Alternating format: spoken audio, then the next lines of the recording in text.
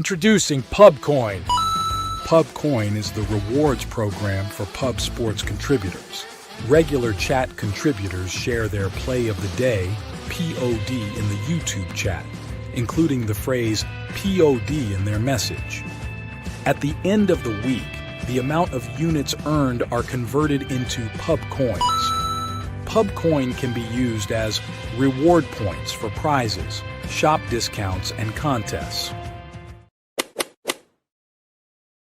Hey, what's going on, y'all? It's Mills here, Pub Sports Radio. Do you guys want to challenge the personalities here at Pub Sports Radio? Do you guys think you're better than them at entering in your MMA predictions and picks? Would you want to get paid for it? $100? Here's how you do it, man. You sign up right here at the link below. It's just this easy. PubSportsRadio.com. Enter your email. Pick your weekly picks. That's it. Oh, and you get bonus points if you can predict how they're going to win in what round. Every single week, a new winner's getting crowned. So every Saturday on Pub Sports Radio. So come on and check us out. You can win $100 just for signing up. Only thing you need to do is see if you can beat us here at Pub Sports Radio by entering your UFC predictions and picks weekly. Do it. I dare you. See you guys soon.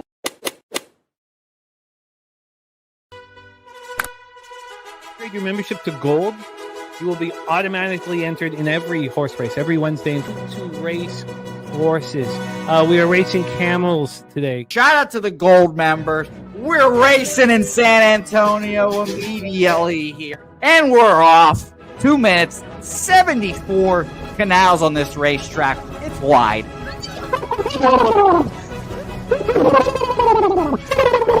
We're racing in San Antonio. Pat Wally moving forwardly. Jeff Slaughter in the mix as well. And as is Randall Sheffield, who's put that beautiful nose out front. But it's actually real grass here, Jimmy. Maybe Kentucky bluegrass. Oldie, no! There he goes. Oldie in the lead now. K. Wolf falls back. The horses love it. Sometimes they stop and eat it on the way to the finish line. That's why your horses start so far in the back. Here. Oh, look at Nussflush Allen bursting out here. J-Dub in the mix. Rude Boy up here as well. Jimmy, take it away. There's Oldie. Oldie is moving to the front. We are past the halfway mark in our 2 mile. And there's Ricky Levy. Oh my goodness, he's in the mix here. Jimmy, take it home. This is our first dog race ever. 19 seconds left in the horse race here. It's Fernando Mendoza trying to find the wire. 14 seconds left. Can Fernando Mendoza take this home? Here comes Kenny Ken. Kenny Ken wants a piece of the pie. Put his schnoz up front. Ricky Bobby, 9 seconds left. Can Donut Silks make a run? Can Res Mall make a run to be $50? You son of a bitch! Here comes Tori Coker. Kenny Ken, Smoke and Mirrors, Director 97. Home. That is way. Here comes Jason Meyer, the Eldorado Custodian, Billy Friedrich. Jones one all coming down the advantage. Coin!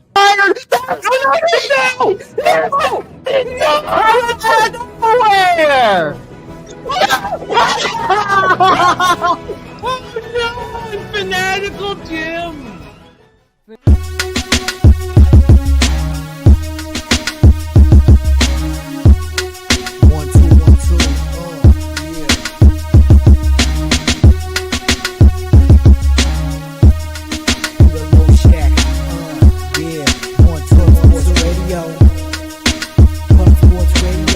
From the corporate Peter Loshak, legendary sports handicapper, more dapper than a Dom.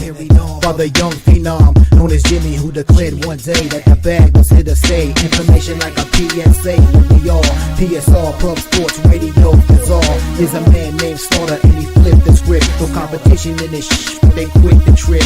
But we say we be pubbing, better with the bag and you love it. We want a top 10, we above it. Leche. What up, cappers, gamblers, punters, hustlers, low baggers? Happy Tuesday, May 20th to all of you. Thank you for watching Loshak in the Bag right here on Pub Sports Radio. Great to see all the cappers in the house. We'll close the week strong. The Tuesday, Wednesday, first back-to-back losing shows in 8 weeks. That's how hot we were running. We had a slight, a winning day, not a huge winning day on Thursday, and then a strong winning day on Friday, and I'm ready to rock. I'm ready to rock with you guys, ready to hit this all week. Peter will be joining us here shortly. Shout out to all the cappers in the chat. Justin McKelvey, Stacks play today. Timberwolves plus 7.5. The very uncomfortable feeling I have going up against Stacks play today, numero uno. Stacks play today, number 2. Phillies over 10.5 for Justin McKelvey. We got Old E in the house. Kong's clip says 94 days until college football starts. Billy Friedrich, Pig Milk play today. White Sox first 5 plus a half. I'm interested in joining you on that one, and you don't have anything to apologize. Billy Friedrich, a UFC pick did not come through. UFC Sodiq Yusuf, you've been a monster and put a ton of money into our bankroll, so least of your concerns, my friend. We got Viper ready to go. Spooner in the house with Cubs first 5, run line -0.5. Rays money line, Athletics first 5, run line -0.5, and Athletics -1. I love it. I'm very interested in joining you on the Athletics, possibly the Rays as well. Crystal Craig, great to see you. Miss Baseball in the house. Jason Meyer, Big Daddy Boom, aka Leo Leon, ready to get to work. Wine Time Sports. Steve G, I am with you on the Panthers tonight. Toby Lane ready to go. Says you should live bet USA money line right now in the World Championships. There's Troy Torrance ready to get to work. T-Moss on Baltimore, Milwaukee under in the Phillies -2.5. Big Daddy Boom said, you see that beautiful Stars victory. It was a very, very wild situation. And let's talk about it here right after we bring on my co-host and the man whom we are all cut from the cloth of. Please welcome from Brooklyn. We got Mr. Peter Loshak in the house. Pistol Pete, how are you? I'm doing all right. I apologize for being a little bit late here. Is my audio and everything good? Audio and video good? You are good. You are money in the bank here. One thing that happened in the Dallas-Winnipeg game that Big Daddy Boom's talking about was things are changing in my capping. And I even live bet against the Jets with Scheifele playing after his father died. I would never have done that, ever. First off, I would not have been on Dallas, but I was on Dallas before we got the news of Scheifele's father. But the fact that I doubled down still and didn't get caught up in the story that was so special shows that I'm changing. One of the things we talked about over the last little while is how, the longer you're in gambling and dealing with the highs and lows and the roller coaster ride, that you develop an armor. When you have these $1,000 swings, you develop an armor, and it negatively, I think, affects you in life a bit because you lose compassion. You lose compassion for other things going on. Well, I've lost quite a bit of compassion as I've gotten deeper into this game. I don't know if seeing things objectively means you have a lack of compassion necessarily. That is true. The way you put it is very true. In a sense, you have more compassion because your feelings are actually real, as opposed to people who are caught up in illusions. Yeah. No, that's very true.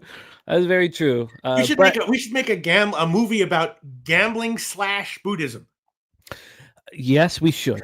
Yes, yes, we should. Yes, all right, here's my thought about that one, though, Jimmy the Bag. So, I didn't even know that Scheifele's father passed away. That was before the Dallas game.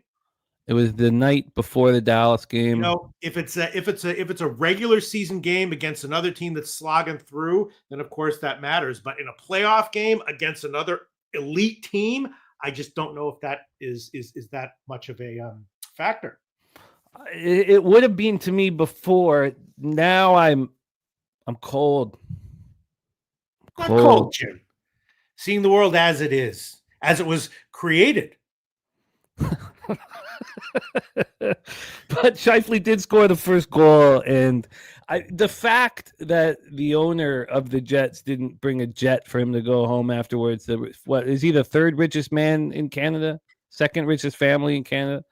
And that Gaglardi, the owner of the Stars, flew him back in his private jet is a bad look for the Jets. That's a lack of compassion right there. It is. And Scheifele scoring the first goal. Scheifele, remember when Karl Anthony Towns' mom died, he was out for a month.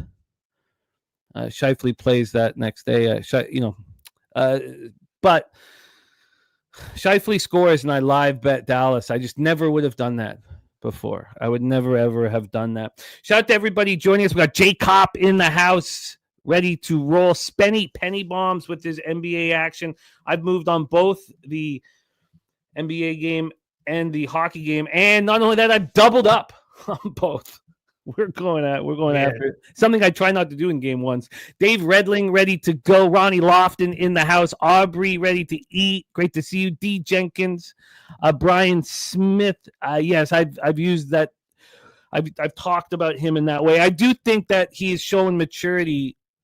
And when he talked about going into game 3 in Detroit, that he'd already watched all the film on his own before he went and watched it with the team. It was a sign of maturity for Karl Anthony Towns, and I was happy to see it. Happy to see it from him. Walla Dose in the house. Browns Hughes has a great tweet out on the Braves team total over 4.5. Panthers moneyline A's over 10. I will read out Browns Hughes' tweet when we get to the Braves game. I'll pop that right here under the heading so that I remember. Maybe I need to see myself more as I am, because I thought I was channeling like spiritual wisdom and shit. Billy Friedrich says Loshak channeling Doug Henning. Okay. I was coming off as like a wise philosopher. I was coming off as a jokey black crackpot.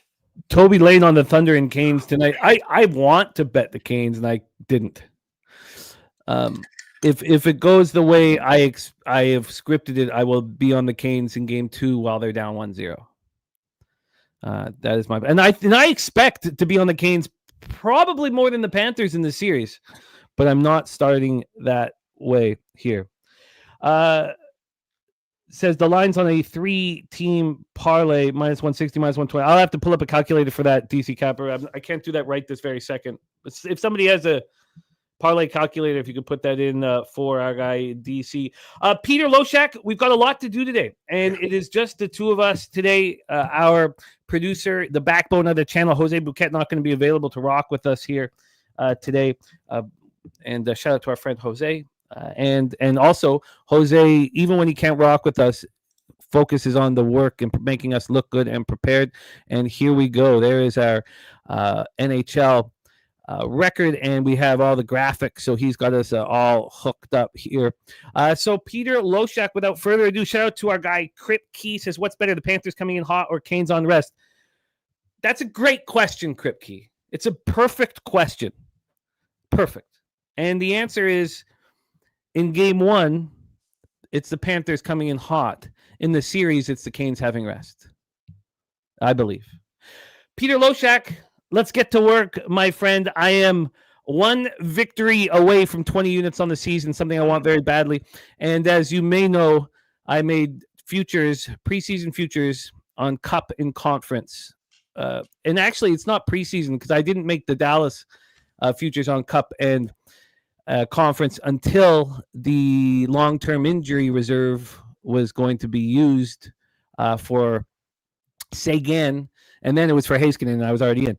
So I had the Lightning to win the East preseason. When the JT Miller trade happened, I made a mistake and took the Rangers to win the East. But I took the Oilers to win the Cup and the West. And I have the Dallas Stars. So that's 3.5 to 1 and 8 to 1 preseason. I have the Stars to win the West at 5 to 1 and win the Cup at 10 to 1. So the West is set for me, not the East. Steve G has futures on Dallas and Florida. Beautiful work, Steve. There's Turnsey in the house. He's on the Canes in the series. Great to have Turnsey here. Spenny got the Oilers at 9 to 1. Yeah, I got 8 to 1. Nice job, Spenny. I mean, you must have got that during the season after that kind of tough start again. That was beautifully done. But without further ado, Pete, set us up for Florida, Carolina Panthers, and let's get to work. Okay, well, this is an interesting one. Yeah, I had Dallas as well. Just blindly bet it. I wouldn't have done that if I hadn't been listening to you, Jimmy the Bag, all playoffs long. Here we have Florida, Carolina. Now, you said, Toronto's not going to get past whoever wins the Florida-Tampa Bay series. You were right about that. Carolina beat Washington in 5. They have had a much easier path to this series than Florida. They beat New Jersey. We talked about them. And then Washington, a good team, a very good team, but probably overvalued. And Florida had 2 nice, tough opponents. The wins are good. And people were talking again about the rest issue. And I did learn early on from doing these videos that in the NHL playoffs, quote unquote, rest doesn't necessarily matter. In fact, it can sometimes be bad. So as far as this game is concerned, I would definitely be leaning Florida. But I did bet this one. I did bet once again the first period under. Carolina knows they're up against a good team here, and when they play well, they can play a very defense-oriented game. Florida, I don't really love to take unders with them involved, but on the road, first period against Carolina, I'm willing to do it. So that's a bet that I made. I did take first period under, and for the game, if you gave me a free play on the side, I would throw it on Florida. Yeah, I agree completely with everything. I did take the full game under instead of the first period under. I didn't want to double up on the total, so I sat with that for a long time to decide which I preferred the most, and it ended up being the full game under 5.5. I got that at -126, and I'm on the Panthers at +111. It was 6 cents better offshore than it was on 365. Let's go over the numbers right now and discuss this. We have right now the Florida Panthers are +108. I just bet it this morning. So I bet it at +111 this morning. So it's been moved 3 cents since then. This is what it opened at, +108. So there we go. On the total here, they under 5.5 -126. It was 4 cents more expensive at 365 than it was offshore. It's now -127. It's moved a cent since I bet it.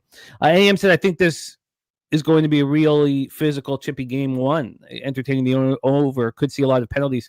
And I thought about the chippiness. I ended up closing my plan with the idea that there's not going to be space on the ice, just like there wasn't in the Washington Capitals series. And we have the best 2 penalty kills in the playoffs. So that got me on the under here in this one. Toby Lane says, I think the Panthers will be gassed from their Game 7 in Toronto. I think it will be a home series. I don't. We just don't see it. I screwed this up in the beginning of the second round in both NBA and NHL. I don't know why I screwed. I guess I was a little overconfident. No, you play every second night, playing every second night. Now it's going to hurt them come game 5, game 6, game 7 of this series. And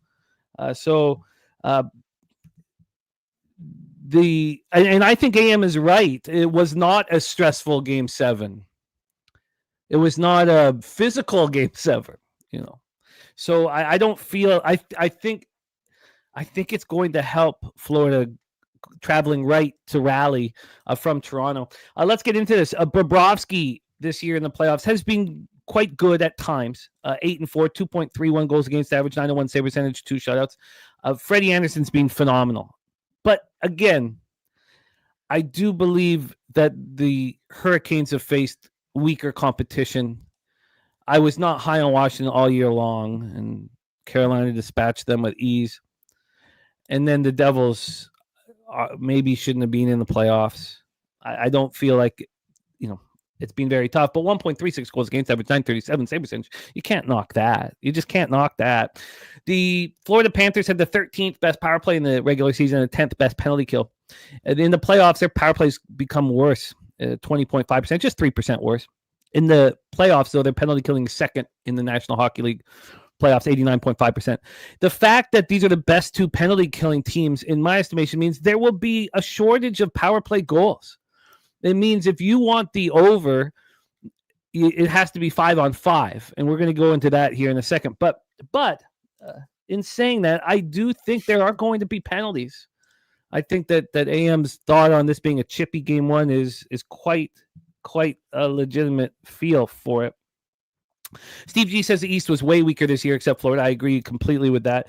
Jacob says the Canes have to really play tight defensively with Freddie and Ned. I think they have bought in so far. The Panthers just different animal. Panthers in 7.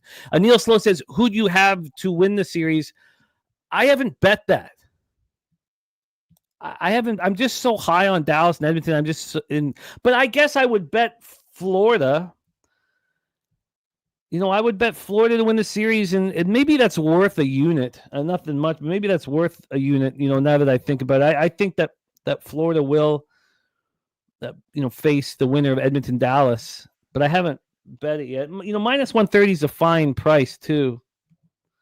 So, maybe I add that. Maybe that's a way to kind of get in more on the Panthers. even though this is a really good Hurricanes team, and I don't mean anything against it, but maybe you're right, Neil, and I'm going to write this here. Maybe I should have that in my pocket here. Billy Friedrich says, many tickets still available for this game. Very sad, but that's what you get when Canes front office continues to raise prices. Also brings in fair weather rich fans. Turns, he says, I can see Florida Oilers again. So the Carolina Hurricanes had the 25th best power play during the regular season. It was weak, and I question Aho and Svechnikov a little bit. And Seth Jarvis, we know, is an up-and-coming star, but playoffs, 28.1, Stankoven as well. I think Hurricanes are really set up nice. Playoffs they're at 28.1%. They're rolling. Their power play is rolling right now, and their penalty killing, as we talked about, best in the league at 93.3%. So here is the setup. Panthers trying to reach Stanley Cup for the third straight season, and it's the second time they're going to have to go through the Hurricanes to get there. And these are two very good teams. Florida plus 16 goal differential is tied with Carolina for the best in the playoffs. They are also the top two teams in offensive zone time percentage. Carolina at 46.6%, Florida at 45%. They are also the best two remaining teams in 5-on-5 shot attempts percentage. Hurricanes 58.4, which is phenomenal. Panthers at 56. Carolina got to the conference final for the third time in the 7 seasons under Rod Brindamore. Panthers swept the Hurricanes in the Eastern Conference Final in 2023. All 4 games were by 1 goal. It was a sweep, but a different type of sweep.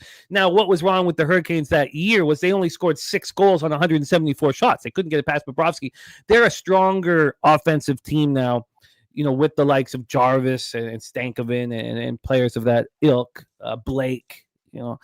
Carolina has not played since winning Game 5 against the Capitals in Washington on Thursday. That's a long time ago. I just don't know how you can maintain the edge that's required. I really don't. Even though Rod Brindamore will get them rolling, you would believe. Turnsey says, "Do you believe Jarvis is as good as believed?" Yeah. I don't think Jarvis is ever going to be a 100-point scorer. But yeah, I think he's a perennial 35 goal scorer. I think he could get to 40 one year. I think he's an 85, 90-point scorer. I think he's very good. Tariq B says the line is shifting to the Hurricanes. You can get Florida plus 104. No, Tariq, that it opened up at plus 108, and I got Florida at plus 111 a few hours ago. So nothing changed there. They're back at plus 108 right now. Spenny says it's kind of like Pittsburgh and Detroit back when Crosby was fighting for his first cup and then went back-to-back Stanley Cup finals. Crosby won the second time out. I remember exactly where I was watching them win the Stanley Cup. I did not expect them to win that Stanley Cup. But here's a couple more things before I hand it back to Peter Loshak that I believe the competition that the Hurricanes have gone through is questionable. I think that's the biggest piece for me. The Lightning and the Leafs, I think, are quite a... Now, look, the Capitals would give the Lightning and Leafs a series, but the Devils wouldn't. And, they're the first team to win consecutive best-of-7 playoff series in 5 games or fewer since 2020. The Capitals were the second in the NHL, scoring 3.49 goals per game during the regular season, and they were outscored 15-7 in that series. They have a ton of depth in Carolina. 18 players have at least 1 point. Aho, of course, leading the way. Jarvis, Blake, Stankoven as well. 18 goals they've allowed so far in the playoffs. Their penalty kill, 28 for 30. It's been incredible. 9 of 32 on the power play has been very strong. They're tied for the fewest goals against during the playoffs, which is wild. The other 2 teams, Minnesota and Montreal, who only played 1 round. And that's how impressive they've been. They're third in shots against per game at 24. They're first in, as I said, a percentage of time spent in the offensive zone. The league average is 42.2% of the time, and the Hurricanes are in the offensive zone 46.6% of the time. And they've spent the least amount of time in the defensive zone, 34.7%. The league average is 39.8 in the playoffs. Florida earned this third straight trip to the conference final. They've been there and done that. It's all business for them right now. They lead the playoffs with 45 goals. They're second in goals against, second in shots against. They're an impressive team. They've scored 23 goals in high danger shots on goal. The league average is 12.1. They have 82 high danger shots on goal. The league average is 61.9. I should put a bet on the Panthers to win the series. And thank you for getting me there. I don't know why. I guess I needed to talk this out. Turnsey says, where has Kachuk been? he's not being as dominant or anything like that, but he's certainly capable of stepping up when it means the most. And he's cocky, he's brash, he can be a bully. And I'm looking forward to see Stahl and Martinook face them. I think the issue with the Hurricanes during the regular season was their defense was not quite as good as it has been in years previous, but their forward group is better. And I like I'm going to add the Panthers for the series. So thank you for mentioning that to me. I don't know why I wasn't on them for the series. I tried very hard not to hedge with the team that would come out of the East, and I convinced myself that I have the winning cup team in the Stars or the Oilers. But yeah, I'm going to add the series. I think that's well done. I'm on the Panthers money line plus 111, the under 5.5 minus 126. Peter is on the first period under 1.5. Peter, is there anything you'd like to add before we get into Major League Baseball? Well, first period under 1.5 minus 115. That's an official play. I definitely bet it. I also took a first half under in the South Africa soccer game that goes at 130. Sure. Minus like 210. Got that one. The Orlando game in South Africa, it goes at 130. Took the first half under 1 minus 210. We'll see. And no, that's it. Your a bet on Florida does make me nervous because they're the better team, I guess, but they are a little bit less rested, going into the series, not game one, but the series.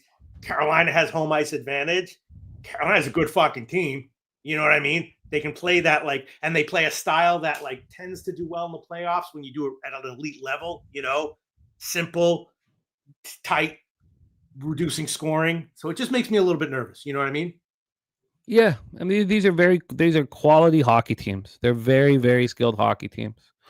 I just think when push comes to shove, the Panthers are meaner.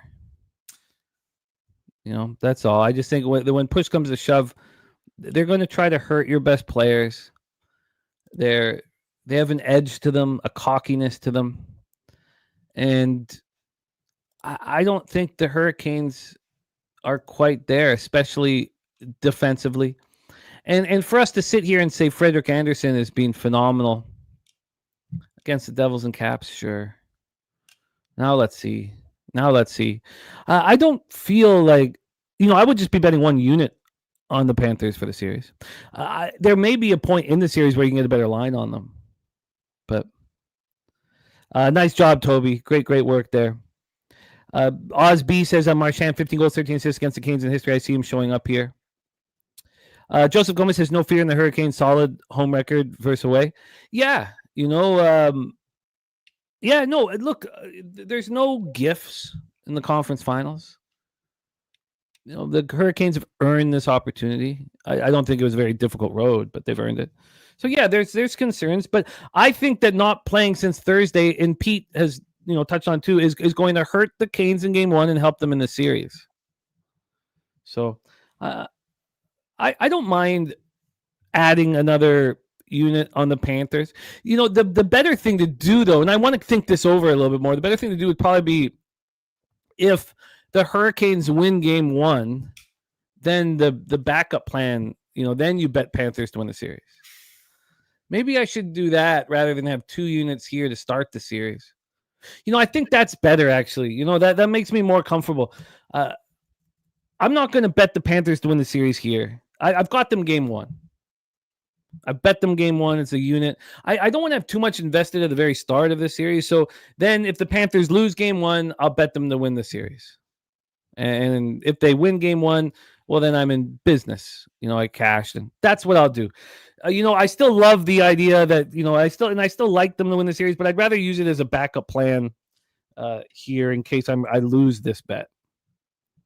And that's what I'll do. So I'm not going to move on the Panthers for the series here. I always tell you that, it's difficult to predict an event, and it's easier to predict the reaction to the event. And I always thought of myself as game two specialist. It's not. It's just easier. It's just easier. It's just so much easier. So that's why I don't want to double down here. Panthers series if they lose tonight, and that makes me feel comfortable. Pete, anything you want to add before we get into Major League Baseball? No. That's good. But I'm definitely taking the first period under 1.5 minus 115. Billy Friedrich says Paul Maurice gets up for games versus Carolina. That's another interesting angle. Of course, Paul Maurice was the one who took him close to the promised land. That would be back in 2003, right? Would that have been back in 2003? Jesus. I believe it was. I'd have to... No, because 2003 they won the cup, didn't they? So that couldn't have been Maurice. Must have been after that. But yes, no, it's well done. Torrey Coker on the Panthers money line and OKC for 2005. Thank you, Billy. 2005. AM says, I see Hurricanes' easy playoff path as a positive, not a negative. Yeah, I understand that angle. The positive is that they're here. The negative is I don't trust their statistics through two series. That's all. I don't trust it. All right, let's roll into Major League Baseball. That was fun. Thank you guys for joining us here for NHL. One win away. 1 win away from 20 units, which I would like very, very, very much. Let's roll into Major League Baseball. Peter, let's dig in and attack here. And Sancho says Florida series easy. Philly Eagle Flyer, by the way, on both England games, both teams to score. Let's get to work in Major League Baseball, Peter. And we have our guy Morgan Spooner to get us started. He's on the Chicago Cubs first 5 run line here. Chicago Cubs first 5 minus a half for Morgan Spooner. We have pitchers that just faced each other here at loanDepot Park in Miami, Florida. Cubbies 28-20, 13-10 on the road. Marlins 19-27, 13-13 at home. We have Jameson Taillon going up against Ryan Weathers. Ryan Weathers had his first game of the year coming off the IL with the back issue, and he looked very good. We also heard from TJ saying that the advanced analytics and a lot of the DFS players are very, very high on Ryan Weathers, and we saw that here. Troy Torrance says, does Taillon have a home run problem? 13 home runs he has given up thus far over 49 2/3, 4.53 ERA, 1.11 whip, 42 Ks and 9 walks. His last start was at home versus the Marlins, 3-1 loss, 6 innings for it, 3 earned runs, 3 solo shots, 7 Ks, no walks. On the road, he's allowed 9 of those 13 home runs in 5 starts, 9 home runs in 5 starts. Not very good. 25 2/3, 29 hits, 17 earned runs, 21 Ks, 6 walks. Opponents hitting 276 against them. And it is the righties that attack him. Righties hitting 278 with an 890 OPS. Lefties just 204, 685. Ryan Weathers here, 5 innings, 2 hits, 1 earned run, solo shot, 5 Ks, 1 walk in that 3-1 win at the Cubs when they faced each other. Cubs versus lefties, 266, 787 OPS. They're hitting them hard. But Marlins, and all these stats here for bullpen and lefties, righties are last 30 days. So Cubs 266, 787 OPS. Marlins 254, 742 OPS versus righties. Cubs bullpen has improved quite a bit, 3.33 ERA in the last 30 days, while the Marlins has been mediocre all season long. Let's get into the line history here. We'll touch on as well the cash flow. I still have not moved over from action, which I need to do. But here we go. We have on the money line the Miami Marlins plus 125. They opened up at plus 132. It's a pretty big move towards them. 7-cent move. So interesting that Spooner is on the first 5 minus a half, because I was thinking the opposite. I was thinking of taking, trusting Weathers here, but then the Cubs do smash lefties. And they just saw these pitchers. The over 8.5 opened up minus 101 to the over. There's been 11 cents of movement on it. AM is on it here. Mark Stastowski looking at Miami team total over. Justin McKelvey, he's also on the over 8.5. And it's time to hear from Mr. Loshak. Just before that, though, if anybody wants to drop the odds logic info on the cash flow, that would be helpful here. But over at Action, we have 78% of it. 89% of the tickets, 86% of cash on the over, 75% of the tickets, and 72% of cash on the Chicago Cubs. Peter, it feels like the Marlins are live here. Do you have a plan of attack? Yeah, I did not bet this one, but at the line, definitely liked Miami. The first one I saw was like plus 135 or so. Let's see if it's. I didn't even check if it's. Yeah, 10 cents in Miami. I mean, yeah, it would definitely be Miami or nothing for me. Not sure if I'm going to bet it. Don't like to miss the line move like that, but yeah. Tyone should be, a little bit vulnerable. Weather's good, but you're getting a dog line. So, slightly into Miami, but I guess I'm gonna pass. Huge price difference in the full game in the first 5. USA has taken the lead. Beautiful work, Toby. Beautiful work. We have a huge price difference. The Marlins over 365 or plus 120 full game. And then first 5, plus 110. It's not that big of a difference. And then, first 3, if we went down that route, Marlins are plus 100. And if we take the first 5 plus a half here, it's too expensive. It's minus 135 here. I mean, you get a better deal on some offshores here. Spooner says Ian Happ activated Porter Hodge to the IL. Huge money came in on Miami this morning when the line came down. The line started moving up when Happ was announced. Cerna on Cubs to score first. Fernando Mendoza on the Marlins team total over 3.5. Justin McKelvey on Norby over 1.5 bases. Well, I want in on. I feel like, okay, tell me quickly here about Tyone. Do you feel like he's vulnerable? He's allowing a lot of home runs. He's always been excellent at Wrigley and he's only been 1 year there, right? But not good on the road. Do you feel he's vulnerable here? Yes.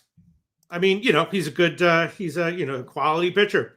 But yeah, in general, a bit vulnerable in this spot, I believe. Saturate, I would imagine Fangraphs has that. You go to leaderboard, then go to team, and then I would imagine that Fangraphs would be able to take care of you there. I've got to think about this. I would like to message Spooner about why he's on the Cubs first 5 minus a half. I need to understand a little more here, so. And Rod Zawacki in the house says bet against Ryan Weathers on the run line when his team is off a win. Weathers team record since 2023, 1-11. Okay, let's roll on, Peter. Our next spot on the board. Oh, let me get over here. 640. Oh, and let me also move over to our baseball background if we have one. I believe we. Let's just do the. Okay. Let's roll. PNC Park in Pittsburgh, Pennsylvania. And Troy said if you watch the game, Weathers pitched in Chicago, the total was 7 heavy winds blowing in. Comes in a few balls that would have left the park. He gave up barrels. Yeah, Troy, I don't know exactly what to do with Weathers because I'm still kind of stuck on TJ's. And I've heard from a couple other people now believe that they really believe in Weathers this year. So I just, again, with Spooner on the other side, I just need to be calm, hear him out, and then decide if I still want to roll here. And then Troy still thinks he's a solid pitcher and believes in him as well. Robert Franklin is on the Reds money line. Shout out to our guy Robert Franklin in the house. Let's roll Pistol Pete. Let me move over here to the weather. Sorry, I should have had this up, but I have it up now. And I should get the lineups up, even though none of them are confirmed.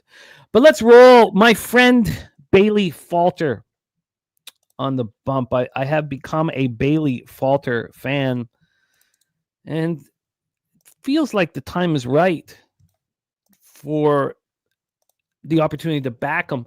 I also have a problem with Nick Martinez. Dabby Cab used to always say that Nick Martinez was hot dog water. Hot dog water. And he's coming off that 7-1 win at home versus the White Sox. It was the White Sox, but he went 7 innings, 2 hits, 3 Ks, no walks. He was in complete control. Incomplete control is not something you say about Nick Martinez on the road. 22 innings, he's allowed 27 hits, 12 earned runs. 19 Ks, 5 walks, 1 homer is nice, but opponent's hitting 307 against him. Both sides of the plate hit him. Lefties 235, 712. Righties 263, 718.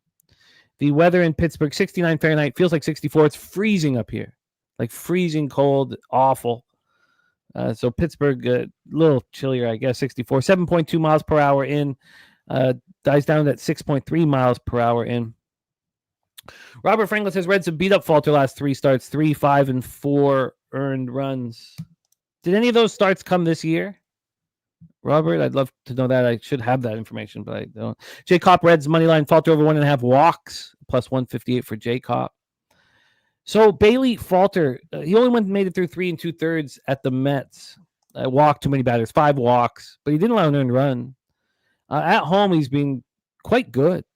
4 starts, 24 innings, 13 hits, 8 earned runs, 16 Ks, 6 walks, 3 jacks allowed. Opponents hitting 163 against him, and it's lefties. It's another reverse split situation here. Let's pull up the lineup here and just go over the expected lefties that would be, attacking Bailey Falter in a red. Oh, shoot. Sorry. Let me fix that here. Reds uniform. And then we will hand it over to Peter Loshak. So the reverse split issue again, another pitcher dealing with it. Friedel is a lefty, and then it's just going to be a bunch of righties against them. Bailey Falter's been very strong against righties over the last little bit. Brian Pacone in the house says Pirates won over their last 12 games. Let's go over this line history and hand it over to Peter. We have, that's first 5. So let me move over to full game. Much, much more expensive to back the Pirates full game than to back them first 5. Full game here for the Pirates there, plus 129. I saw this earlier. It's no difference now. It's 18-cent move towards the Pittsburgh Pirates, indicating that the Reds are very live. On the total here, we have an 8. It's minus 110 to the under. Now, when this opened in the afternoon offshore where we used to play poker, it opened up at 8.5. Here it opened at 8, minus 107 to the over. It's now minus 102 to the over, so a move towards the under. And the Action Network here, with their information all as questionable as it is, 88% of tickets, 81% cash on the over, and 77% tickets, 75% cash on the Cincinnati Reds. The bullpen for the Pirates over the last 30 days has been very bad. Now, you can't even say very bad because some of the bullpens in Major League Baseball are the worst we've ever seen before. So 5.46 ERA though over the last 30 days. Reds bullpen's been very good. Pirates are hitting just 229 with a 628 OPS versus righties, while the Reds are not hitting lefties either, 248, 671 OPS. I see what AM's saying. Don't get cute here, just take the under. My only fear is the Pirates bullpen, but I also fear Nick Martinez. So maybe just keep it clean. Jerry Davis says historically they beat Falter up. Jerry, I hope you had a great birthday, my man. Take it away, Pistol Pete. Nick Martinez, Bailey Falter, PNC Park in Pittsburgh, Pennsylvania. Yeah, a lot of conflicting factors here, I think. Yes, Martinez is definitely a guy that I'm going to be looking for spots in the near future to be overvalued. And Falter, a guy who has some questionable peripherals, but pitches above them, pitches around them. His control issues are for real. Don't love fading him. I kind of like. I'll probably be on. Maybe I'll be on De La Cruz runs, hits, and RBIs. Over 1.5 at like minus 120 or so. I don't know if I want to give that official just yet, but that's something I'm looking at. Also, my numbers, yes, indicate lean under, despite my reservations about both starters. So, and there's also some rain. I was seeing there might be some rain during the bunch of hours during the scheduled game time. So, didn't bet this one at all. Lean under and lean De La Cruz over 1.5 hits, runs, and RBIs. I think I get to this under. I think I get there. Let's roll on. I think I get to that. I think I maybe should bet it sooner rather than at the end of the show.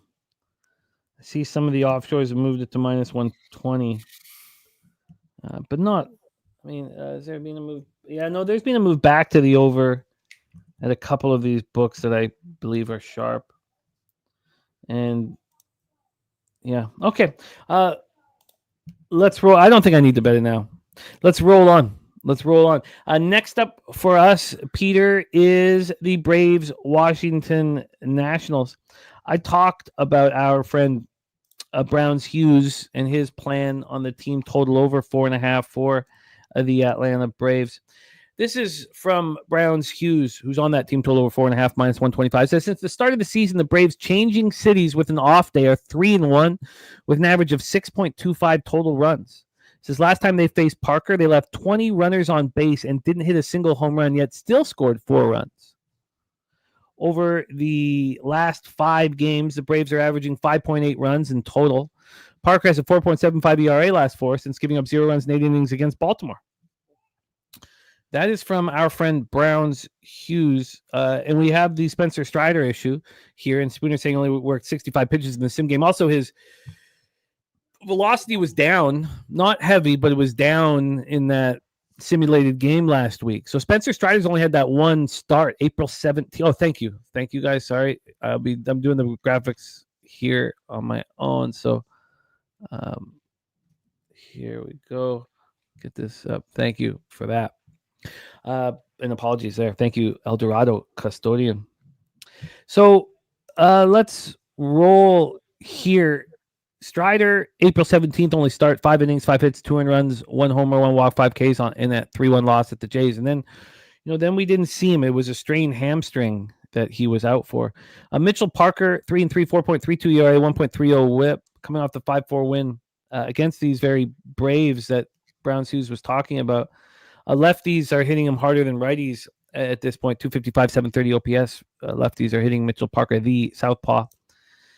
And he allowed 4 earned runs over those 4 2/3, 6 Ks, 2 walks. Braves are not hitting lefties hard right now. 227, 661 OPS. Maybe seeing him again that will be helpful. Nats versus righties, 249, 711 OPS. This Nats bullpen's been bad all year. It's been a tiny bit better of late, tiny bit, but still 5.72 ERA over the last 30 days. While the Braves bullpen 3.84 ERA over their last 30 days. Let's get into the line history here. Peter, we have a total of 8.5, or 8, excuse me. I'm looking at 8.5, so a bunch of books, but it's just an 8 here. Opened up minus 112 to the over. It's now minus 113 to the over. Interesting. And then on the money line here, we have the Braves at minus 177. They opened up at minus 194. Pretty big move towards the Washington Nationals. Fascinating. Cash flow wise, you have 72% of tickets, 77 on the over, and 26% of tickets and 46% of cash on the Washington Nationals. Feels like the Nationals are live here according to the market. Take it away for us here, Peter. Braves, Nationals. Well, I didn't look at there were only late lines here, so I didn't look into it too deeply. Definitely Strider comes with some reservations. It was a hamstring issue, which can linger. And then Parker, last 4 starts have been bad. Control issues, hits and runs.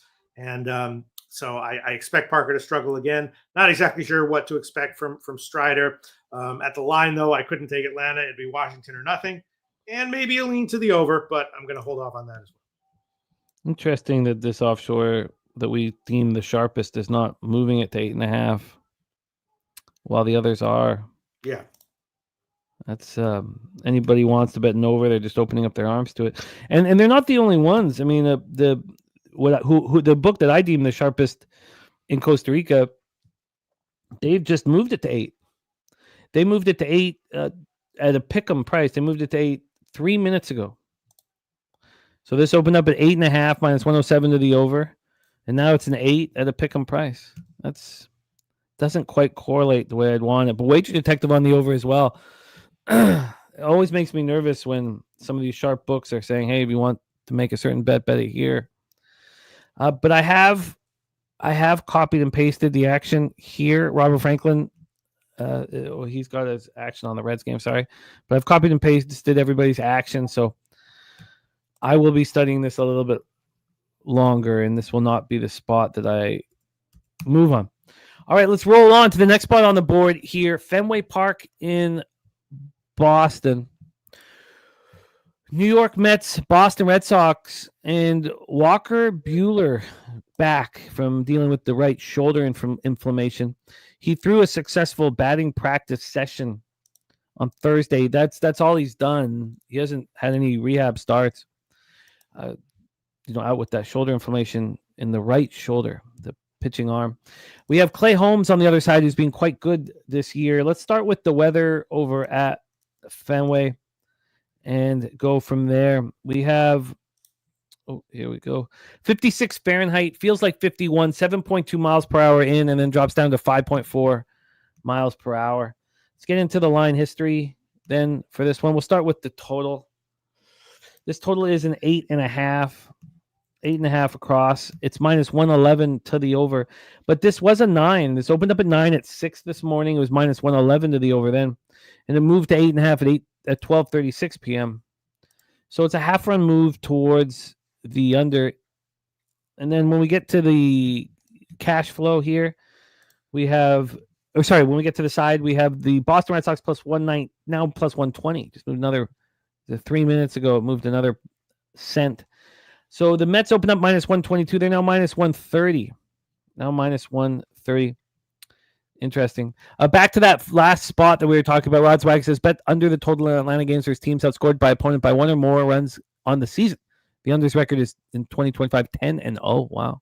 Billy Friedrich here on the Mets minus 1. Shout out to our guy, Just My 2 Cents, TC in the House Star, the Locker Room Talk podcast.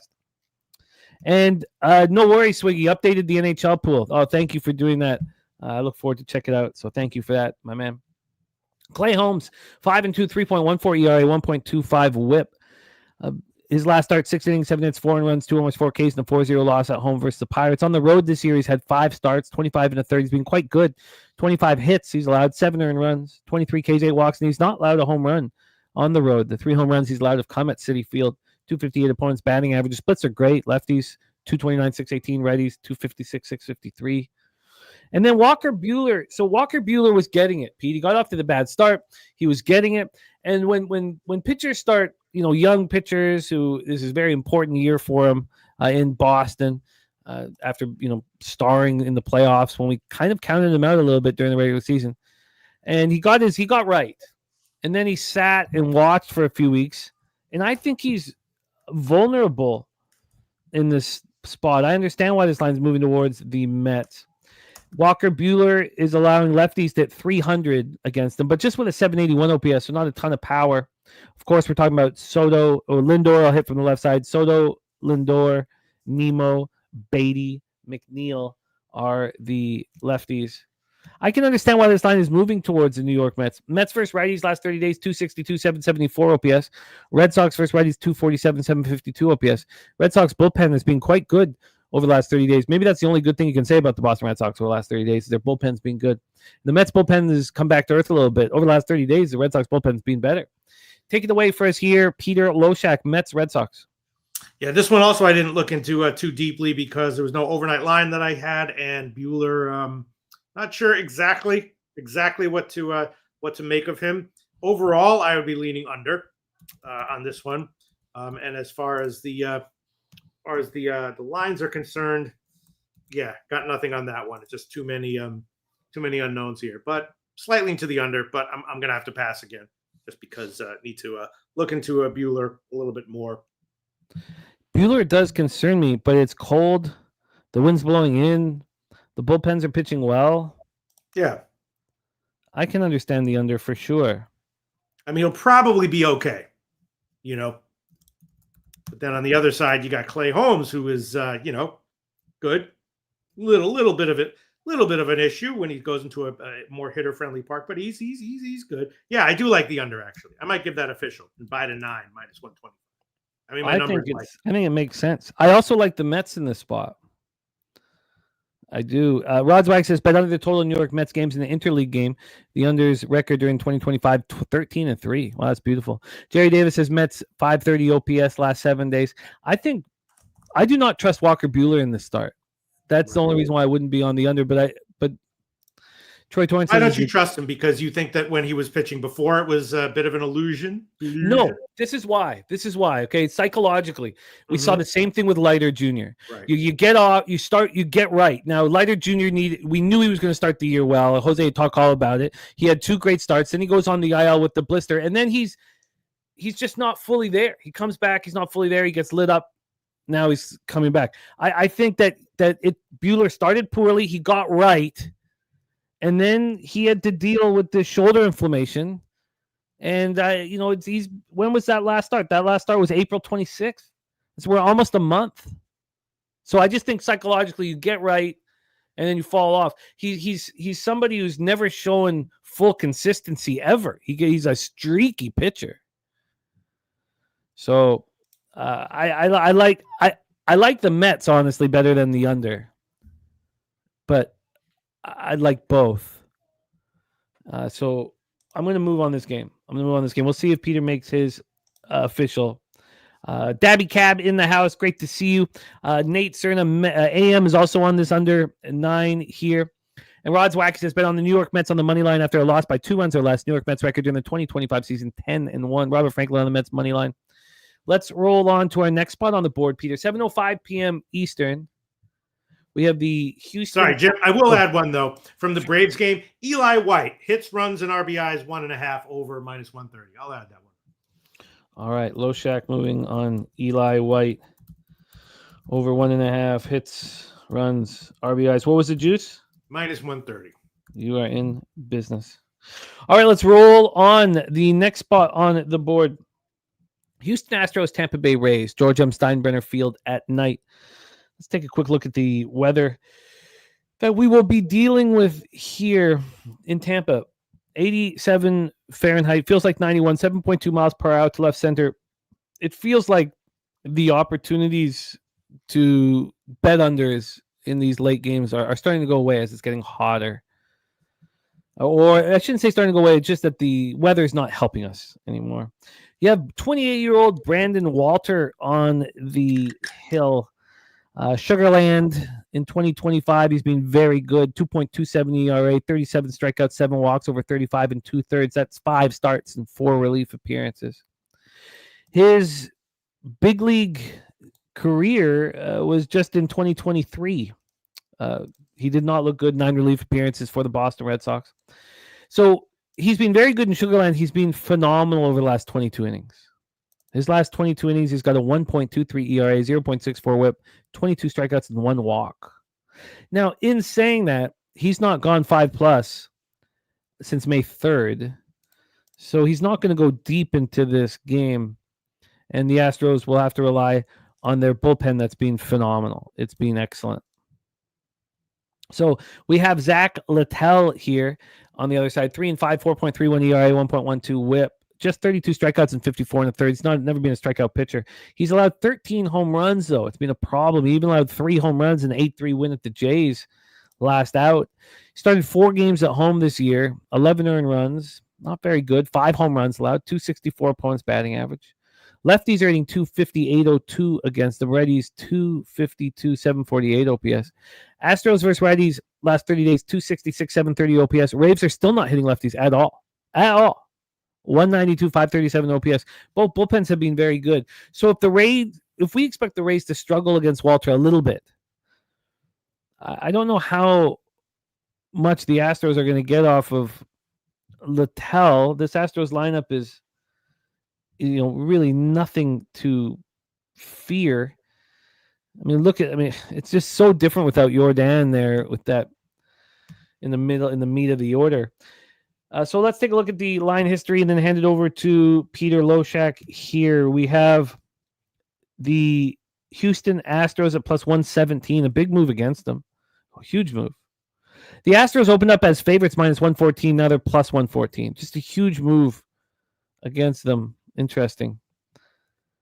And then on the total for this one, so we have a 28-cent move against the Astros, and then on the total, we're at a 9. It's -119 to the over. This opened up at 9.5, slightly juiced to the over. It's gone down to 9. Each time it's kind of come back. Not a real 9.5, but now we're at 9. So we've had to move towards the under. And when we take a look at the cash flow for this one, we have 64% of tickets, 55% of cash on the under, 48% of tickets, 69% of cash on the Tampa Bay Rays. So, take it away. Take it away. We got information from Dabby Cab on the next game on the card. But take it away for us here, Peter. Astros Rays. Well, I was definitely liking Tampa Bay and the under on the overnight lines. Yeah, Walter, big question mark, of course. He's not expected to go deep, though. His outs prop is just 13.5, right? And, Littell, not lights out, but consistent and solid. And I would expect him to have another solid game here, as you said. Not likely to get crushed here, although it's certainly possible. But he's pretty solid. I would love to take his outs prop at 17.5, except now it's all the way up to like -190 or wherever it is. So I'm not going to take that. but definitely still leaning Tampa Bay, and I guess still leaning the under. Yeah, that's a big move against the Astros. I could understand the unders here. I get it. Nahum saying the Rays versus left-handed pitching. J Cop also on the under 9.5. Yeah, TC catching the Astros as his play of the day yesterday. Jerry Davis also on the under 9.5. Houston team total under 4.5 in the Rays +1. And shout out to our guy Kong's Clips in the house. Kong's Clips ready to attack this board. Let's get a look at our guy Konger, man. Pumping us up, getting us ready to get that cash. Shout out to our guy Kong's Clips.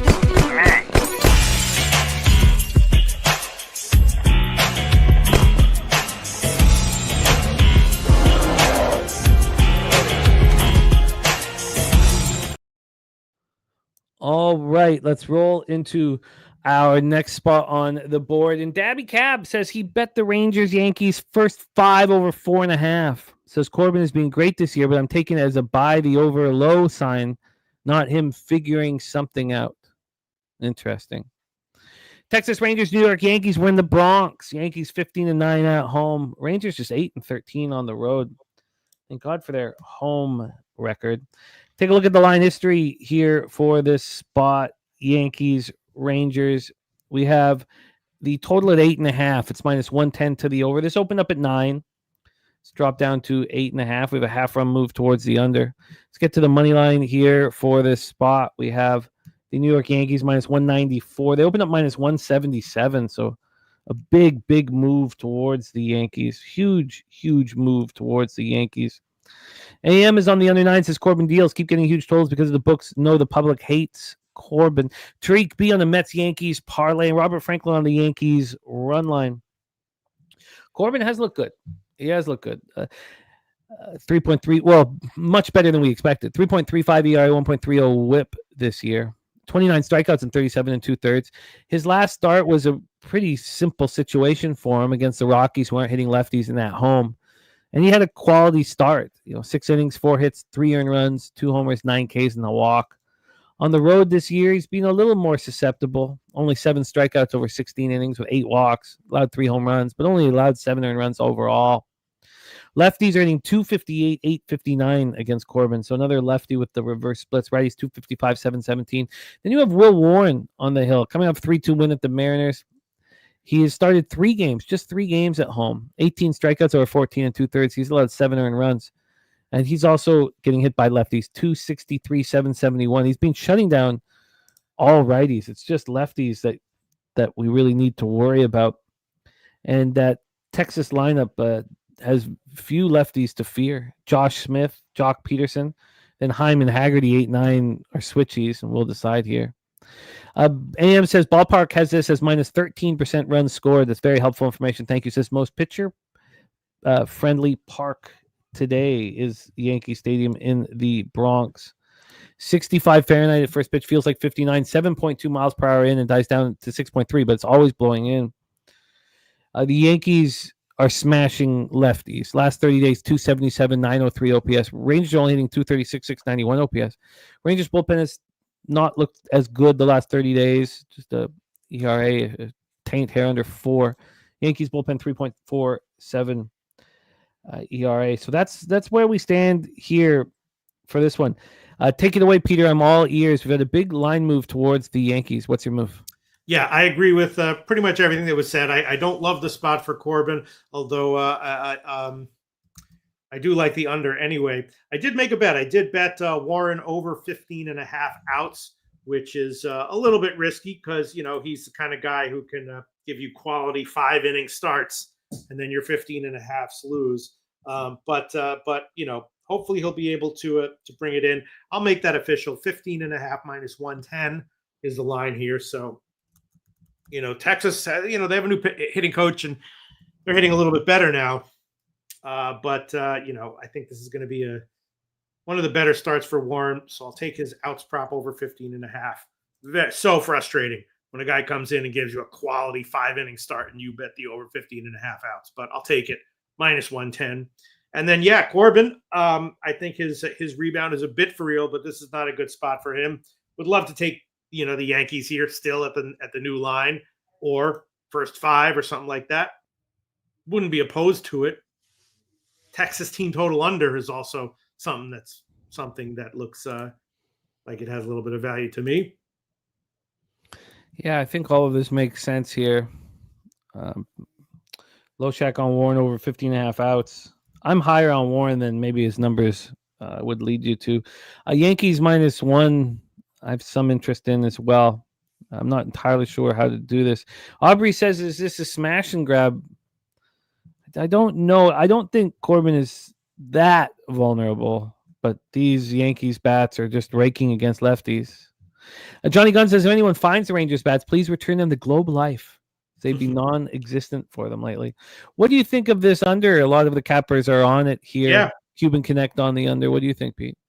No, I agree with it. It's just that, I don't like the spot for Corbin, and Warren is all right, but he's not, he's probably going to give up a couple here and there. I probably will add on the Texas team total under, though. I'll do it. It's tough. 3.5 -111, but I'll take that one up. I'll double up. Okay. So I'm interested in that here, that what you've added there. I'll have to, after the show, decide what I find the most appealing, whether it be the Rangers team total under or just the full game under. I kind of like the way you just take Corbin out of it. I do like the full game under, and I definitely wouldn't be opposed to the Yankees or first 5 or anything like that. Jerry Davis giving us a final score of 5-2 Yankees, and Troy Torrance says just lay it.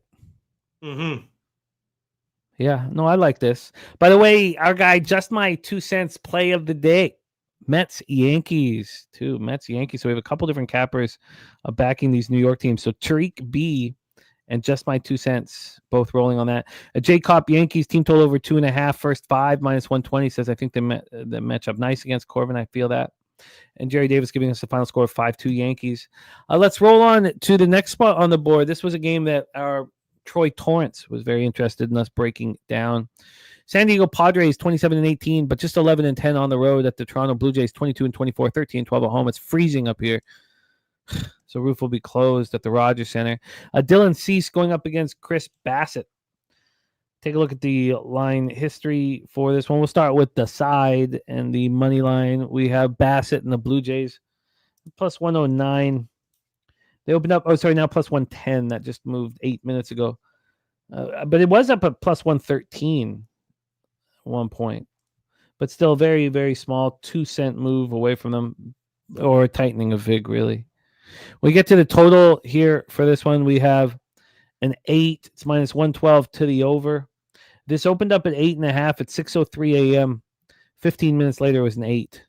So now it wasn't an 8 at a pick 'em. It was still quite juiced to the over. Jerry Davis has got to go first 5 under 4.5. AM's on the under 8, and Wager Detective is on the Toronto Blue Jays here.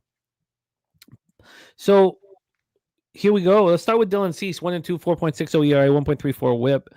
His last start, 6 2/3, 5 hits, 2 earned runs, 1 homer, 10 Ks, and 1 walk, and a 6-4 win at home over the Angels. He's not been good on the road, really, but we saw that one incredible start at Yankee Stadium. 4 games he started, 19 2/3. He's led 14 earned runs, 22 Ks, 9 walks, 1 homer, 253 opponent's batting average. Ronnie Lofton says this could be an under that he would move on. Bassett on the other side, he's been quite strong all year long and quite good at home, very good at home. It's funny that he's been allowing a lot of hits at home, but only 2 home runs in 22 innings, and he's not walking many batters, only 6 walks in the 22 innings.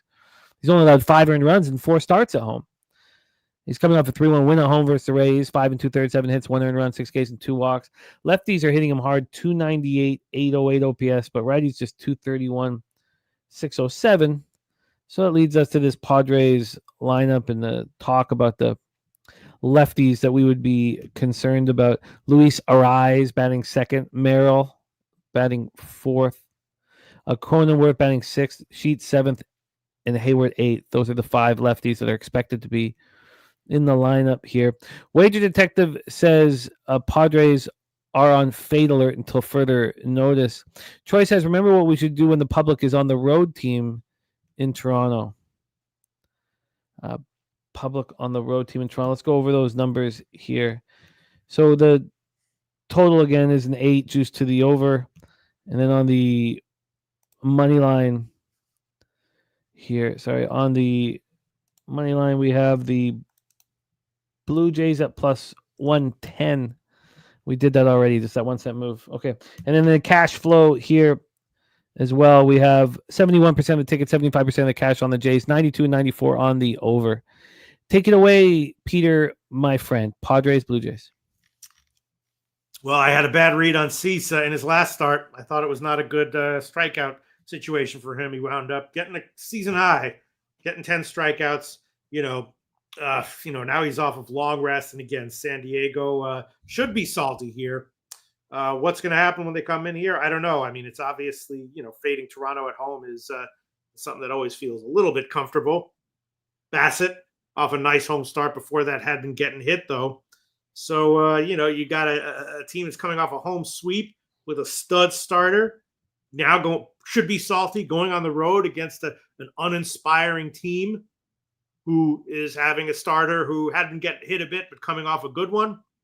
So I don't know. I would be looking at San Diego here, but I'm sure that's why the public is on it.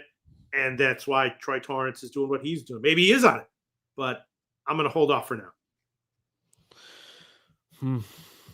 Okay. I will have to study this a little more. The angle that Troy's on, I want to pull up here because it would be now 13-0, right? And go back to this here. It's one of the wildest spots for him here. 13-0 angle. I'll get it here in a second. It's back. I have to go find it. Unless Troy wants to drop it in. I used to have it. I know I have it here in my notes. I just have to go find it. Wage says public is on the Padres. Let's roll on to our next spot on the board here, and that is Baltimore Orioles, 15-31. Who would have thunk that they would be this atrocious? 7-16 on the road. Thank you, Troy, my man. And the Milwaukee Brewers, 23-25, but 14-9 at home. We're at American Family Field, Milwaukee, Wisconsin. Aubrey on the Brew Crew money line here. It's a bullpen day for the Orioles. Keegan Aiken not stretched out right now. He's been okay, but he's not stretched out. So it's a bullpen day from a bullpen that's been atrocious all season long and horrible last 30. Going up against young Logan Henderson, who looks good. He's had 2 starts in Major League Baseball. April 20th in a 14-1 win at home over the Athletics. He was 6 innings, 3 hits, 1 earned run. It was a solo shot, 9 Ks, 1 walk. Then went back to minors, came back up May 14th, 5 innings, 4 hits, 2 earned runs, 1 homer, 7 Ks, 1 walk, and a 9-5 win at the Guardians. Righties are not touching him at all right now. 176, 353 OPS. Shout out to Ronnie Crawford in the house. What up, Ron? Lefties are hitting 190, but with a 737 OPS. Yeah. NHL play of the day for Ron Crawford is the Hurricanes. Don't like going up against the spreadsheet play of the day, but I am. And then the MLB spreadsheet play day is the Padres. Wow. I mean, the NHL spreadsheet play of the day only had 1 game to look at, so, Yeah, matters. But he must. It's enough to move on. Right. No, I feel you. And Christopher Tatum said Orioles went from auto bet to auto fade. So back to the spot here, it's the lefties that have had some success against Logan Henderson, and the Baltimore Orioles. Jeff Jackson Holiday. Chase McDermott is the primary, by the way, who we saw last week struggle. Henderson, O'Hearn, Mullins, and Kjerstad, all lefties. And then we have the Brewers not hitting lefties at all. But the Keegan Aiken only going to be in there for a short period of time. I don't think we can get too caught into that. Orioles hitting 241, 703 OPS for spreadies. Orioles bullpen, as I said, atrocious. Brewers bullpen, not too bad. Take it away here. Orioles, Brewers, Peter. Well, the line is a little bit fishy with Baltimore being so bad and Henderson being so great so far, right? And Troy Torrance probably has some. I mean, I would assume that almost all, if not all, the money is on Milwaukee, right? Let's see. Again, this is not the most trusted spot to see this, but yes, 80% of the tickets and 81% of the cash on the Milwaukee Brewers, 67 and 71 on the over. Haven't really seen much movement on this one. I'm going to pass on this. Yeah, I get it. We have AM on the over. Did that interest you at all? No, not really. Yeah, that's the angle. Thank you. I was trying to see how it would relate to this one, but it's the Blue Jays are 0-12 since 2023 when getting 60+% of the bet. So when the Toronto Blue Jays are public, and that's 0-13 now, right, Troy? Because didn't you fade them in cash last week, I believe? But maybe not. Mally Mal says, when I see who is pitching for the first game, I bet the over immediately. Which game is that? Yeah, Billy Friedrich, in division in the AL East. That's why it didn't work here, because of course they're playing the Padres. And AM says 84% of the tickets on the under, 93% of cash on the under. Says going over again, line not moving at all. Wonder why this would have been. Oh, I guess because of Logan. Yeah, that I find this game very difficult, but I can understand the over there. Let's roll. Oh, okay, I feel you, Mally Mal. Thank you, my man. Thank you. Okay, let's roll on to our next spot on the board, and we hit the pig milk play of the day. And Billy Friedrich's record for the pmEST speaks for itself. It's very, very strong, and he is 93 and 81 plus 22.45 units. Oof. And he's been hitting these White Sox first 5 plus a half heavy and being very successful with them. AM is on the under here in this one. So let's break this one down. We don't know who is pitching here for Seattle. Let's see who RotoWire is expecting. RotoWire expecting Casey Lawrence. Oh, wow. Wow, been a while since we've seen Casey Lawrence in a Major League uniform. But, he's had a couple starts this year, or a couple appearances, I should say. Going up against Bryce Wilson, who's been much, much better at home than he's been on the road. Let's take a look at the weather here in Chicago. We have, here we go, 57 Fahrenheit and rain expected throughout this game. I don't know if it goes, but we should probably do our due diligence. It doesn't stop raining till 11 tonight. So 16.1 miles per hour in, dies down at 14.3. I don't know how anyone would expect this game to go. But let's just do the work here. From a line history standpoint, we have Bryce Wilson and the White Sox at plus 166. They opened up plus 156. So we've had a move towards the Mariners. Not a huge one. They've gone from minus 174 to minus 181. And then from a total perspective here, we have an 8.5 minus 112 to the under. This opened up at 8, got up to 8.5 a couple times. This time it's stuck at 8.5. And Bryce Wilson has a 6 ERA and a 1.79 whip. He's not looked very good. 33 innings, 19 Ks, 14 walks. He's allowed 8 home runs. His last start, he allowed 7 earned runs at the Reds and 5 1/3 bad. But he's made 9 appearances at home, 2 starts. And he's been better there, but still, even there, opponents hitting 308 against him. Righties are hitting 333 with a 936 OPS. Lefties 326 with 1,000 OPS. But this is not a very nice spot for offense. What are your thoughts here, Peter? Mariners, White Sox? I just really didn't look into it because there was no pitcher for Seattle, and I'm mostly because I'm seeing, rains. If it plays, it's going to be late, so I could see it being, delayed or postponed. So I just I'm going to look at it later if I feel like it. But as of right now, nothing. All right, well, let's roll on. Next up, we have Detroit St. Louis. This is a game I really want to talk about. Tigers 31-17, 14-12 on the road Cardinals 27-21, 16-6 at Busch Stadium in Missouri. Let's take a look at what the weather is like in St. Louis. Possible light rain early, possible drizzle late, but the game should go, and it's blowing out 11.6 miles per hour. It does die down to 10.7 here. We have Tariq on the mound, who did not look good in that last start. 6-5 win at home over the Red Sox, 6 in the third, 7 hits, 5 earned runs, 11 Ks and 1 walk. Lefties are not touching him. Righties are having a decent run against him, especially of late. Overall, though, 235, 625 OPS. Eric Fetty's had back-to-back scoreless outings. One was a complete game shutout. 3.44 ERA, 1.30 whip. He's looked very good. At home, he's not being quite as dominant, but he's not allowed a home run in 22 2/3. But opponents are hitting 270 against him.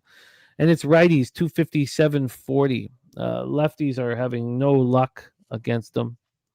Let's see what we get here from the righties. Torres, Torkelson, Dingler, and Baez. This is a good Tigers lineup, but this should be a pretty good situation for him. Tigers are hitting 258, 753 OPS, so they're hitting righties. Cards are not hitting lefties, 221, 641 OPS. Again, these last 30 days, and both bullpens have been very good. So let's take a look at this total. It's a 7.5. It's minus 109 to the under. It's exactly where it opened, so it's not moved at all. Then when we get to the money line, we have the Detroit Tigers here at minus 182. They opened up minus 168, so 14 cents of movement towards the Detroit Tigers. And we get to the cash flow here. We have 67% of the tickets, 61% of cash on the Tigers. We have 89% of the tickets and 82% cash on the over. Take it away. I'm all ears here because, I think Fetty can get 9 outs. I mean, Screwball is such a big favorite. If Fetty gets 9 outs in the first 3 plus a half, can get there. What do you think, Peter? Take it away. Well, you said Screwball didn't look good in his last start. You mean his line, his stat line, or are you saying he actually struggled for real? Well, I mean, I lost money on the first 3 under.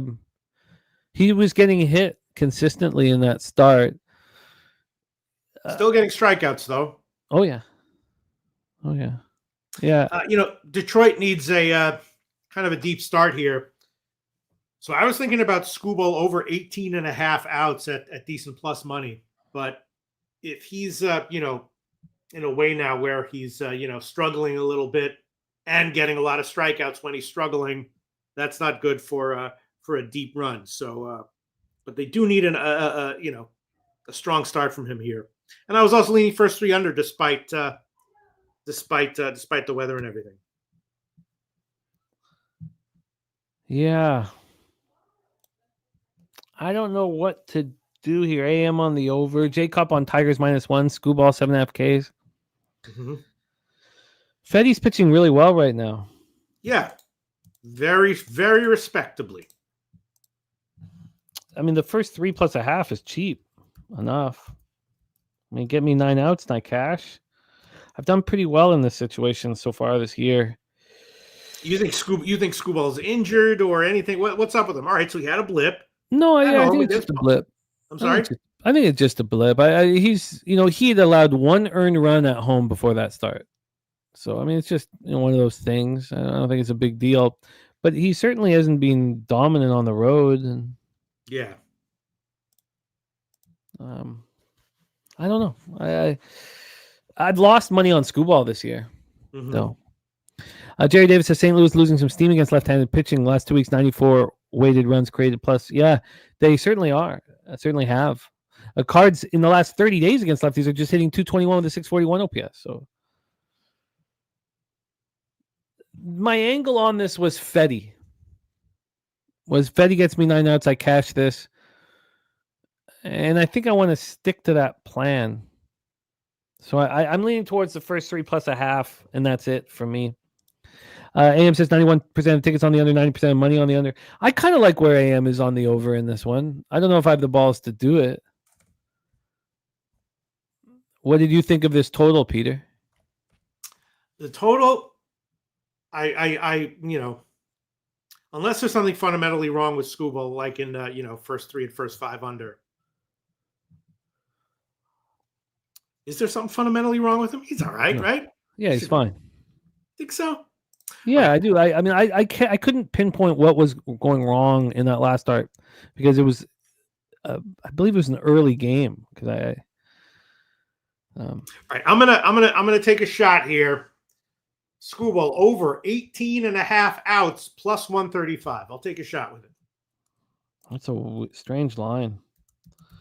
Loshak is on Screwball over 18 and a half outs.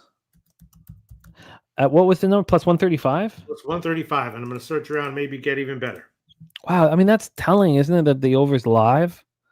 Maybe, The full game over's live. I mean, that Screwball is that big of plus money to, get 2 outs in the 7th? Just one. Just one out. That's all we need. 6 1/3. Clark Edge says 13. 13 mile per hour going out. Yeah. All right. Okay. Let's roll here for the next one. And Spooner says some underlying signs of a Screwball injury. Yeah, that's what I'm worried about. Mm-hmm. All right. Well, let's roll on to the next spot on the board. That game being Guardians Twinkies Target Field in Minneapolis, Minnesota. A lot of talk about the Twinkies here and whether this game will go.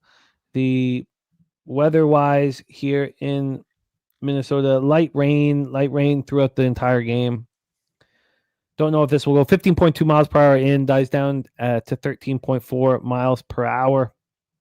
So let's roll here. Gavin Williams and Chris Paddock, pitchers who've been pretty good this year. Gavin Williams has improved after a tough start. 3-2, 4.29 ERA, 1.64 WHIP, 51 strikeouts in 42 innings. 24 walks is way too many, and probably 7 home runs allowed is probably too many. But his last start, 9-5 loss at home to the Brewers. It wasn't on him. 5 innings, 4 hits, 2 runs, 1 homer, 6 Ks, 1 walk. On the road this year, he started 4 games, only made it through 18 2/3, 20 hits, 11 earned runs, 13 walks, too many. Opponents hitting 270 against him. Chris Paddock, 2-3, 4.05 ERA, 1.18 WHIP, 33 strikeouts and 17 walks. His last start was nice. No earned runs, over 7, 3 hits, 3 Ks, 1 walk, and a 4-0 win at the Orioles. Orioles have been hitting righties, not lefties. And his last, or at home, I should say, he's been quite good. He's allowed 7 earned runs over 21 1/3. Opponents hitting 218 against him.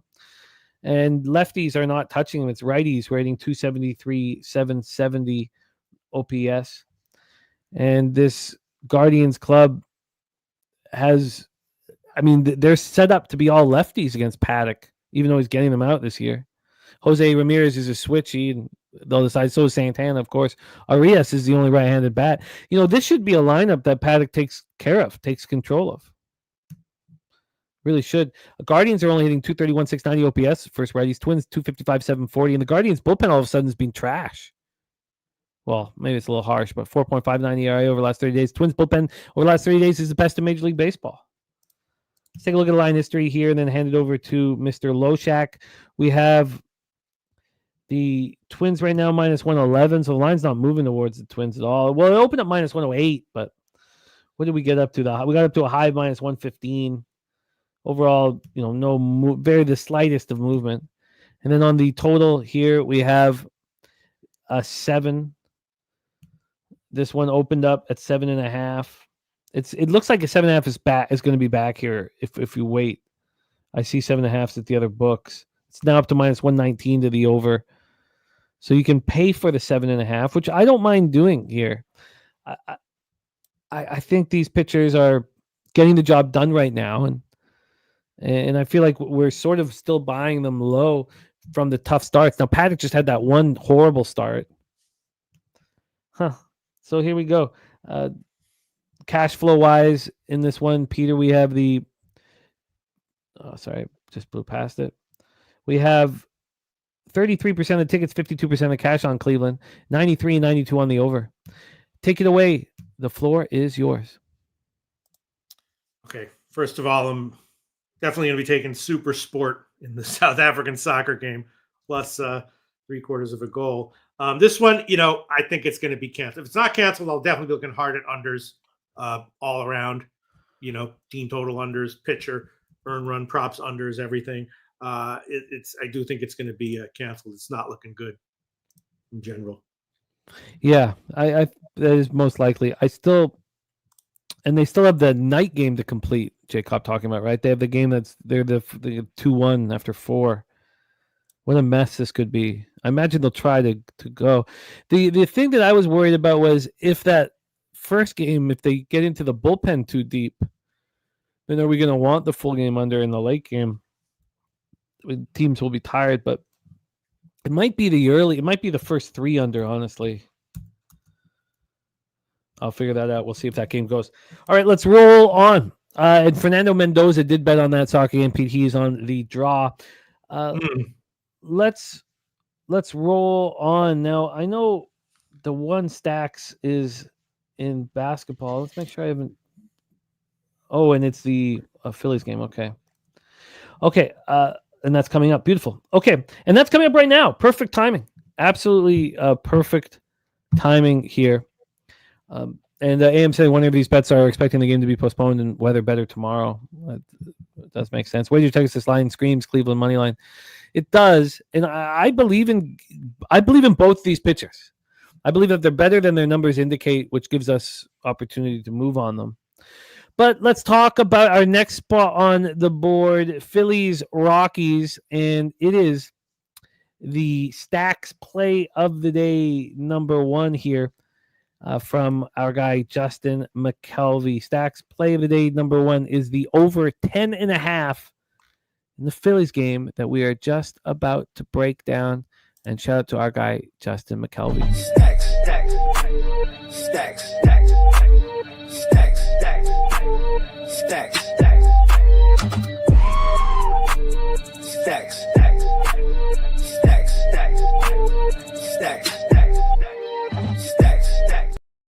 We are in Coors Field in Denver, Colorado, and the pitcher with the craziest statistics in Major League Baseball, Antonio Senzatella on the hill here with his 1.99 whip.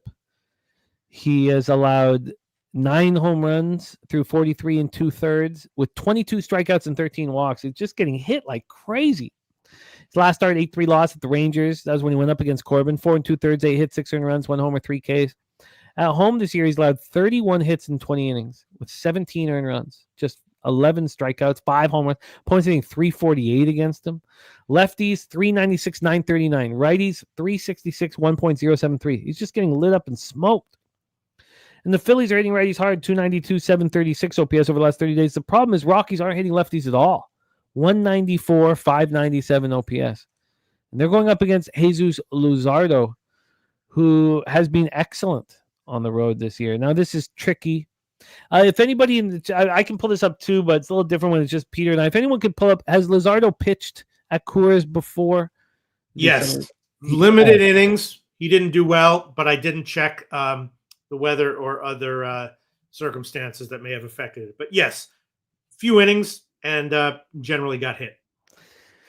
It's not very nice weather for offense, 69 Fahrenheit, but feels like 57. It's 13.4 miles per hour left to right and slightly in. So there we go. And Jerry Davis, yes, a 12 ERA here at Coors. And Troy says the pub sports community moved the Mets line 10 cents. Here, not surprised. Probably should have moved on that right then and there. But let's talk about Luzardo. Last start, 2-1 win at home versus Cards. He looked very good. 1 earned run over 7 innings, 6 Ks, 2 walks. Lefties are doing nothing against Luzardo. It's the righties who are hitting 264, 690 OPS. And then we have a bullpen for the Phillies that's been much better. Much, much better than it started the year. So 3.66 ERA over the last 30 days. Rockies 4.59 here. Let's get the line history up here and hand it over to Peter. This total is an 11. It's 11 juice to the over. This opened up at 11 at 8:59 p.m. and within an hour it was at 10.5, and it stayed there for a while. We got back to an 11 this morning, and now it's juice to the over, which makes us think that an 11.5 is on its way. And then on the money line here, we have the Phillies minus 284. They opened up minus 261. Very, very interesting spot. Cash flow wise here for the Phillies game. We have 6% of the tickets and 5% of the cash on the Colorado Rockies money line. Total wise 59 and 81 on the over. Take it away, Peter. We have the Rockies hosting the Phillies. Well, it's either a no-brainer or trap situation. Fading Senzatella here. I would love to take his, outs prop under 15.5, even at a big favorite line. Numbers support that. Looks like his struggles recently are pretty fundamental. Luzardo is a big X factor, so I wouldn't want to take Philly as a massive favorite like this necessarily.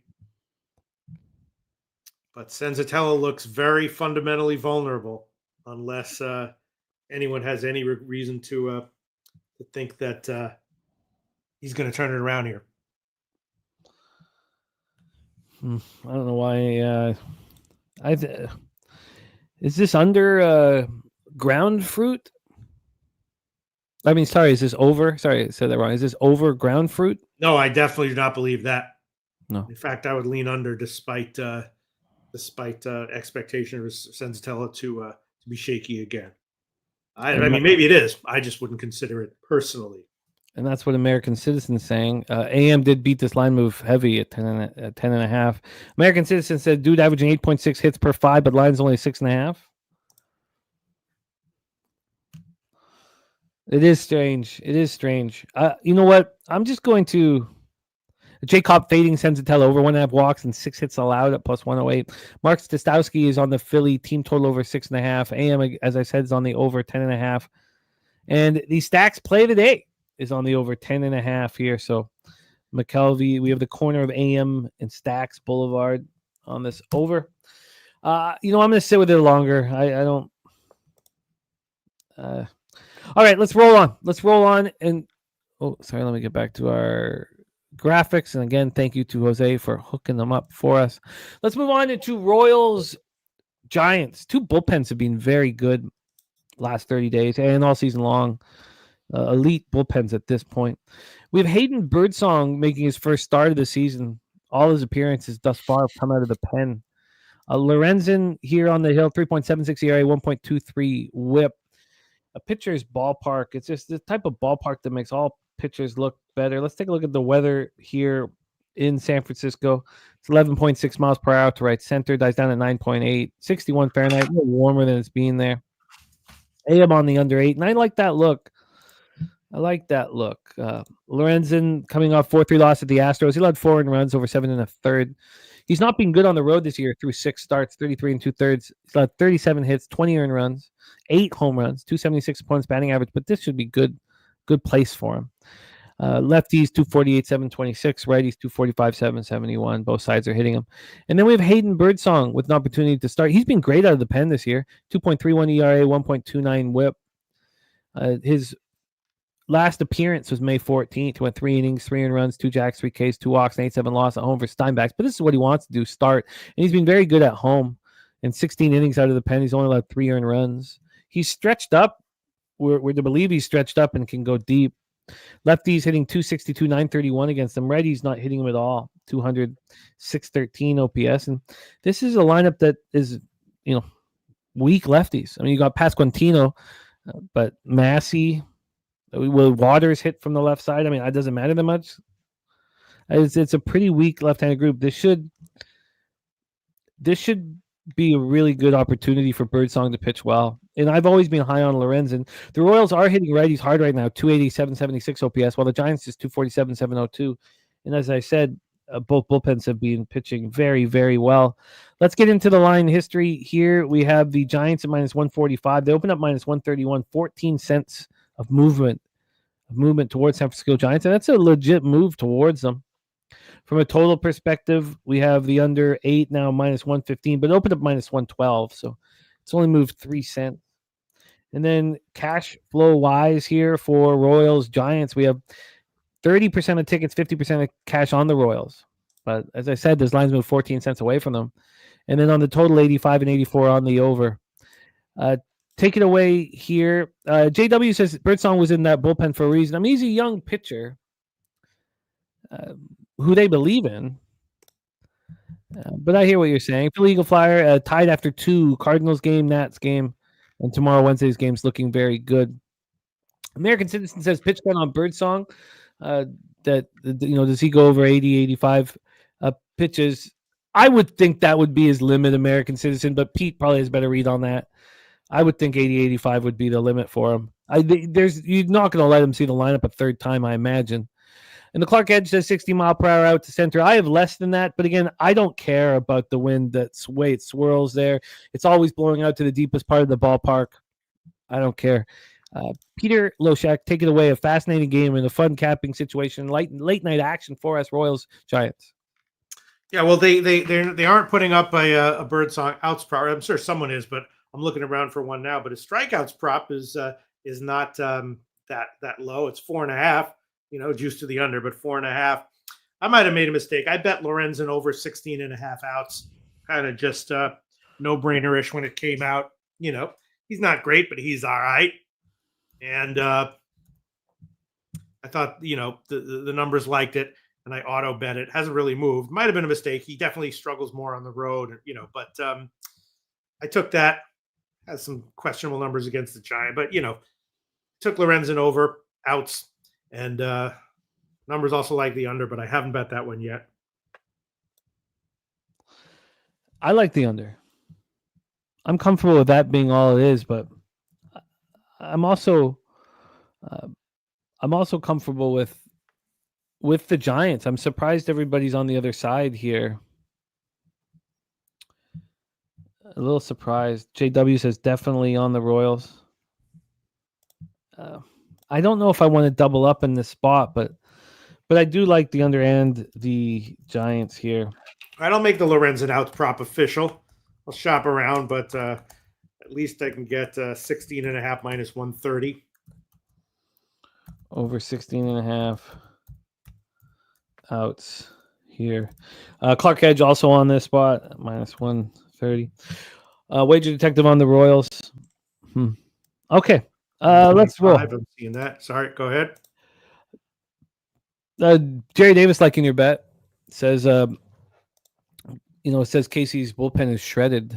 Treat B on the Giants' first 5. You know what? I think this is Birdsong is a smart kid. I've liked all of his interviews. I like him. And he knows that this is a huge opportunity for him to get back into the rotation. I expect him to be decent here at worst. But American Citizen talking about Lorenzen's home road splits, the concern about his road splits. They are concerning, but this is a pitcher's ballpark that could help all of those numbers. And Skunt Blaster on the SGP for the Giants and the under 9 for the Skunt Blaster.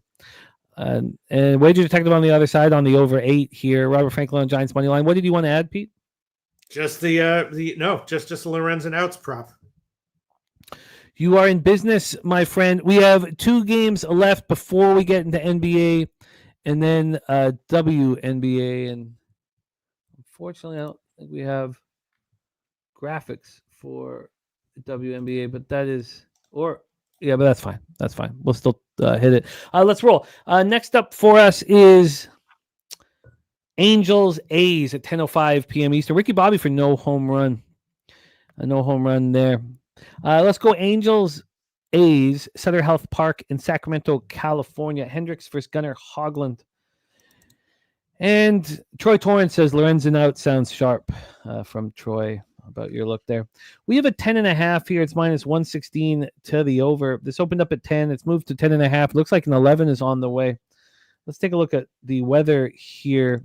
Kevin, my man, yes, we hit hockey off the top. I doubled up on the game, but it was great. It was a fun breakdown.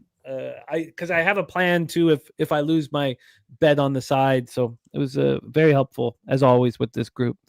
It's hot, Sacramento, man. 84 Fahrenheit, 5.4 miles per hour to right field, stays at 5.4 hot. And Spooner had and you've crushed this line move AM over 10. Now we have a 10.5. Looks like an 11 could be coming. Spooner had a great plan with Gunnar Hoglund, Peter, and it's Gunnar Hoglund's comfort in these PCL ballparks and these offensive situations that this is just par for the course being at Sutter Health. And he's looked very good when he's pitched here. And Kyle Hendricks has looked horrible on the road so far this year.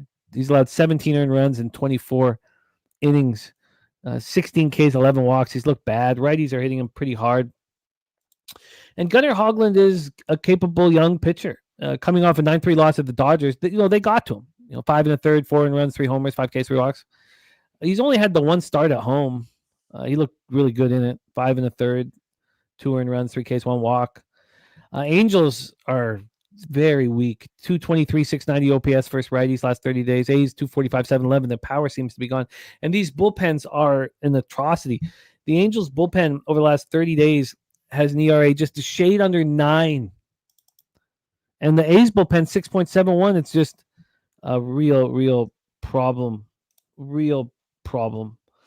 So we know that the total is very high and climbing. Let's talk about the money line here and what the plan of attack should be, Peter, because I want in on Hoglund. We have a huge move. Oh, no. I guess a huge move depending on when it came out in the afternoon. The A's were just minus 136, but when this line came out of the offshores at 9 p.m., they're already minus 156. So still being a 10-cent move from there. I mean, how are the A's not live to take care of business? AM says Ballpark has the second most hitter-friendly behind Coors Field. Spooner says this is my favorite game today. Athletics first 5 minus a half and full game minus 1 in his pocket. I agree with both of those looks. When we get to the cash flow here, I think I'm a little too late to get on the over. But, AM, you crushed that. You've got to feel good about where you stand. We have 42% of tickets and 73% of the cash on the Angels, and it's just going away from them. 46 and 71 on the over. Peter Loshak, very interested in your thoughts on both of these pitchers, and are you moving on this one? Well, again, there's one bet that I sort of auto-met, which might have been a mistake, but I did take Hendricks under 15.5 outs, at about minus 113 or so, and I'll make that official. That one, Hendricks is kind of a smart, crafty guy. He this is interesting, Jimmy the Bag. For quite a long time, Hendricks was someone who outperformed his predictive analytics. And, people were just like observing and saying, well, that's interesting. But then turned out that there was sort of an under the radar, not statistical analytic, but pitch type analytic that was discovered that he was incredibly good at. And that sort of explained why he was outperforming the predictive analytics, the statistical predictive analytics for the recent part of his career. So he's a guy. My point is that it does make me nervous to bet on to fade Hendricks. Although on the other hand, he definitely sucks basically. So that's okay. So it makes me nervous. I'm going to take Hendricks under 15.5 outs. And I'll probably try to add on, an athletics prop, maybe like Lawrence Butler RBI or something like that. I'll probably look around and find something right now that I'm liking. But I'll definitely make for sure Hendricks under 15.5 outs. And Troy saying that he thinks the under is a play. Says, speaking of the intellect of Kyle Hendricks, says, says I've watched Hendricks pitch in these situations with a total over 9.5. Yeah. And he says, in saying that, he'd much rather back Hoglund here. Excuse me. Let me get a little water here. No, it could be a big mistake. I mean, my numbers liked it. And I said, all right, I'll pull the trigger on it. Nothing crazy. Just a standard early no-brainer type bet. 15.5 under minus 113 is what I'm seeing right now. I think this is a great spot for Hoglund. Comfortable with the conditions, coming off facing the Dodgers lineup. This must be much easier. So I like it. I like where Spooner is, and I'm going to join him. Hendricks under 15.5 outs. What was the juice there, Pete? Well, minus 113, but I'm going to shop around. I can probably get better somewhere. Okay, let's roll on to the next spot on the board. Our final game in Major League Baseball before we get into NBA. Let's roll. Diamondbacks, Dodgers here. Let's get this rolling. Diamondbacks, Dodgers. Dodger Stadium in Los Angeles, California. Chavez Ravine. Shout out to the great city of Los Angeles. 74 Fahrenheit. Feels like 72. Much warmer out west than it is out east. 5.4 miles per hour to right field. Dies down at 3.6 miles per hour. We have Ryan Nelson, who has not had the opportunity to be a starting pitcher in this rotation. He's getting an opportunity here. His last appearance was May 14th. Was not a start. He went 3 innings, 3 hits, 2 earned runs, 1 homer, 5 Ks, 2 walks, 8-7 win at the Giants. His last start was May 5th, and it was against the Dodgers. It was at home, and he got through it.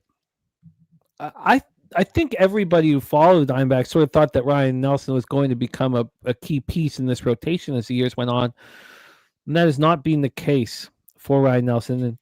And he's been lit up and smoked on the road so far. It's a very small sample size. And shout out to our guy Gorky in the house. What up, Gorky, my man?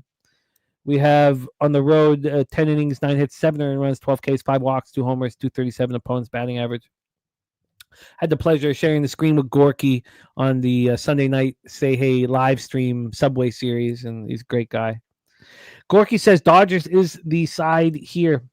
Lefties hitting 190 with a 687 OPS against Ryan Nelson. Righties 237, 659. And then we have Yoshinobu Yamamoto on the hill, who looks a little more vulnerable than at least to start the year. Still has great numbers, 2.12 ERA, 0.98 whip. Now he's allowed 5 home runs. He allowed another home run in 9-3 win at home versus the A's. Last out, 6 innings, 4 hits, 3 earned runs. At home, he's being good, but not as dominant as it felt like initially.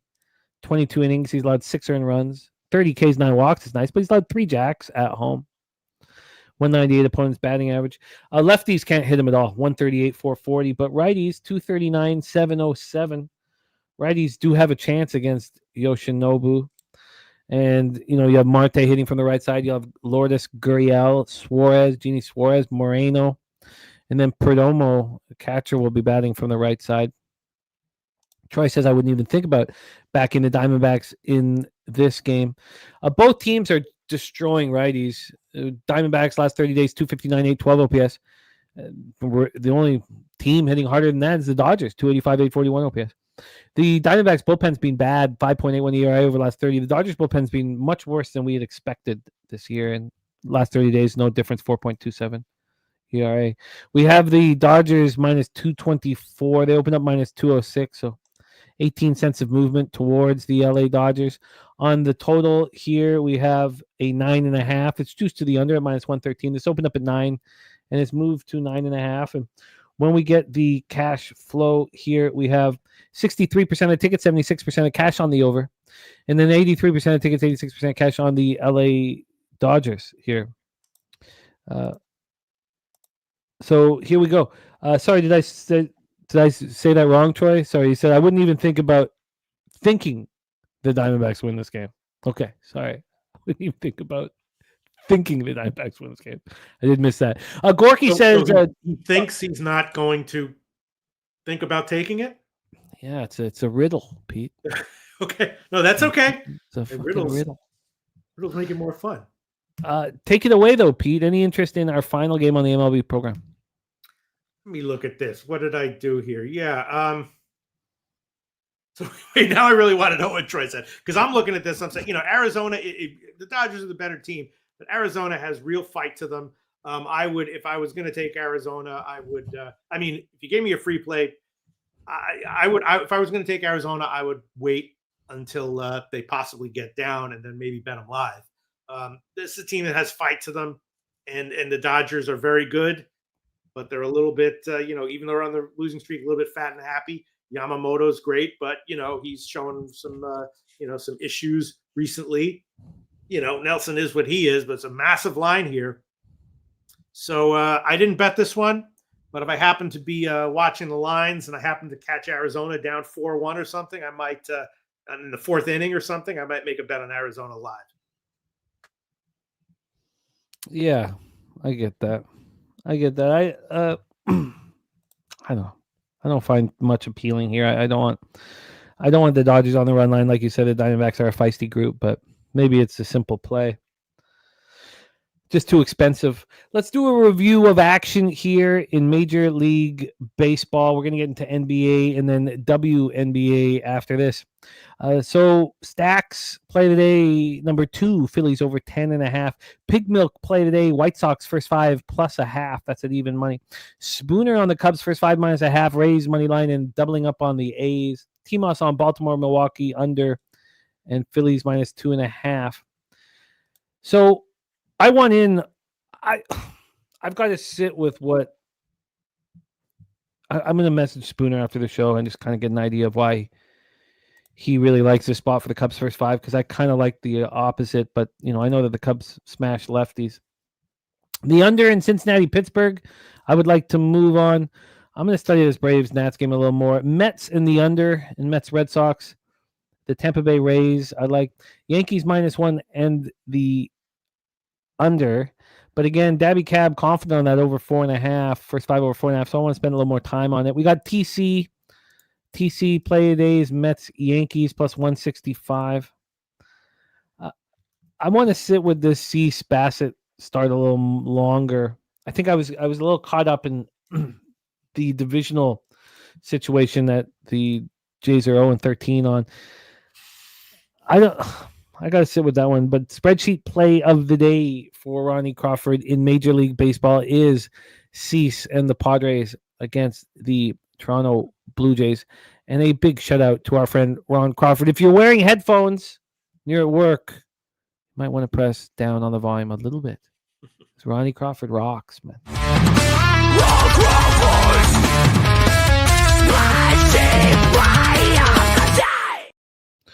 Then we have nothing for me in Orioles Brewers. Jose's going to go over his action. Peter's going to go over his action. The under in the Mariners White Sox, we don't know if it'll go. The Cards first 3 +0.5. Again, Peter on that screwball prop to the over. We don't think this Guardians Minnesota game is going to go, but I'm interested in the first 3 under if it does.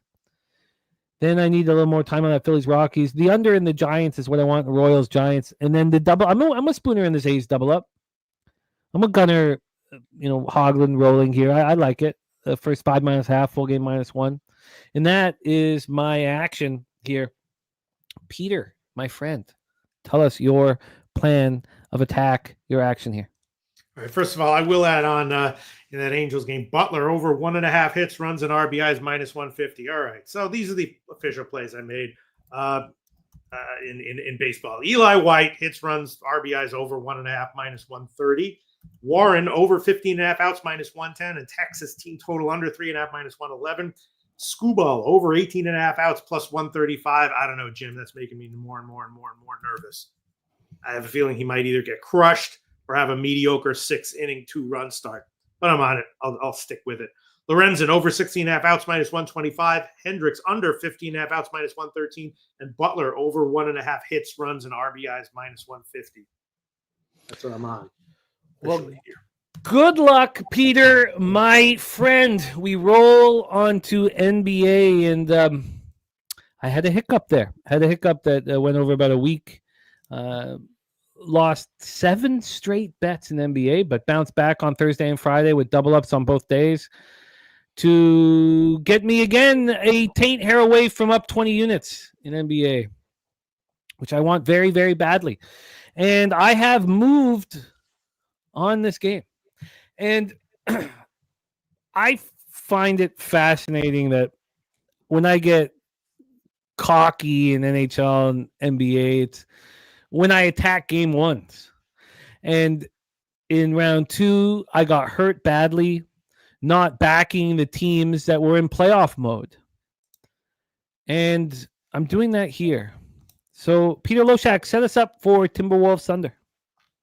Well, all right, let me see. I was just seeing Ron Lofton said in Arizona games, just give me Carroll and Marte props. Yeah, I think I'm like 0-2 or 0-3 in these friggin' shows on Carroll and Marte props, even though I've been doing well with them with my actual bets. All right, so I don't know, man. We got Minnesota. They rolled Golden State in 5, right? OKC beat Denver in 7, but they got blowout wins at home when they needed it. OKC's awesome. Seems like a lot of points. I think it's got to be Minnesota plus the points, right? I mean, OKC lost their first game at home against Denver. I know they might be like, okay, we can't have that happen again. And when OKC gets motivated, feels like they can beat anyone by 25 or 40. I don't know. Free play, I'd put it on Minnesota, but I'm definitely not betting it. Why did they lose game 1? Because they had swept the first round and they'd been off for too long. Right. I mean, I don't mean to simplify this too much. No. Hey, listen. You are becoming a sports betting observer Buddhist. Say it like it is. I simplify it. I think there's two things happening here. One, the Timberwolves just rolled the Warriors without Steph. Who cares? And the Thunder are in playoff mode now. I'm not saying here that Thunder are going to take this series very easily. I think that the break that the Timberwolves just had will help them. As Dougie Wise says, Wolves are much more rested. I don't want that in game one. Right.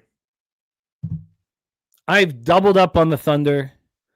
I'm on the Thunder double result at minus 140. And I'm on the Thunder -7. And all I have seen are cappers on the Timberwolves. And there's nothing wrong with that. But that Mr. Heat is now the first person I've seen on the Thunder with me. It's all Timberwolves. And I think that it hurts. And again, it only hurts for game one. Let's roll here. Paycom Center in Oklahoma City, Oklahoma, where the Thunder were 35-6 during the regular season. Let's get into the line history here for this one and the cash flow. And then, so I cashed double ups on Thursday, double up on Friday, and now I'm looking to cash a double up here. I wanted the 7. The 7 was very important to me. It was crucial. This did open up at 7.5. Another thing I've been saying about the NHL and MLB playoffs, NHL and NBA playoffs, and I really mean this, Peter, is that I now almost don't care about the line movement in the playoffs. Don't care. And like, there was that huge move towards the Winnipeg Jets. Mm-hmm. I told TJ, don't worry about a goddamn thing. Don't worry about the playoff line movement, man. And I've never felt that. Now, of course, that game went to overtime, and I pushed the -1 and lost. The team totaled over 3, so I shouldn't be too cocky about it. But here we have a 7. It's -108 to Oklahoma City. It's been bouncing back and forth from 7 and 7.5. I'm very comfortable with the situation here. The total is 217.5 -111. This opened up at 215, so we had a 2.5 point move towards the over. Robert Franklin on the over with me. Kongs Clips gave out OKC yesterday on Medicaid Monday and said everyone on the show was against me as well. Interesting. And he's on Indiana to win the series. Dougie Wise, 56% of tickets, 68% of the cash on the Wolves. Nate Cerna agreeing with the Thunder at home. Dougie Wise says bigger bets on the Wolves. Yeah, I'm fine with that. Ronnie Crawford says bet on Oklahoma City in home games after allowing 100 points or less. Oklahoma City's record during the 2025 season, 10-1 against spread with an average line of -11.4. Robert Franklin with me on the Thunder. And Dougie White says Wolves might win outright. Yeah, I mean, of course, it's a game. Two teams are playing, and and I'm not sitting here screaming bet of the century or anything like that. Mr. Heat on Minneapolis' own Chet Holmgren for the double-double. Cash flow-wise here, we have 56% of tickets as according to Action, which I know is very questionable. 56% of tickets, 60% of cash on the Thunder, and on the total 96 and 96 on the over. It's climbed up 2.5 spots.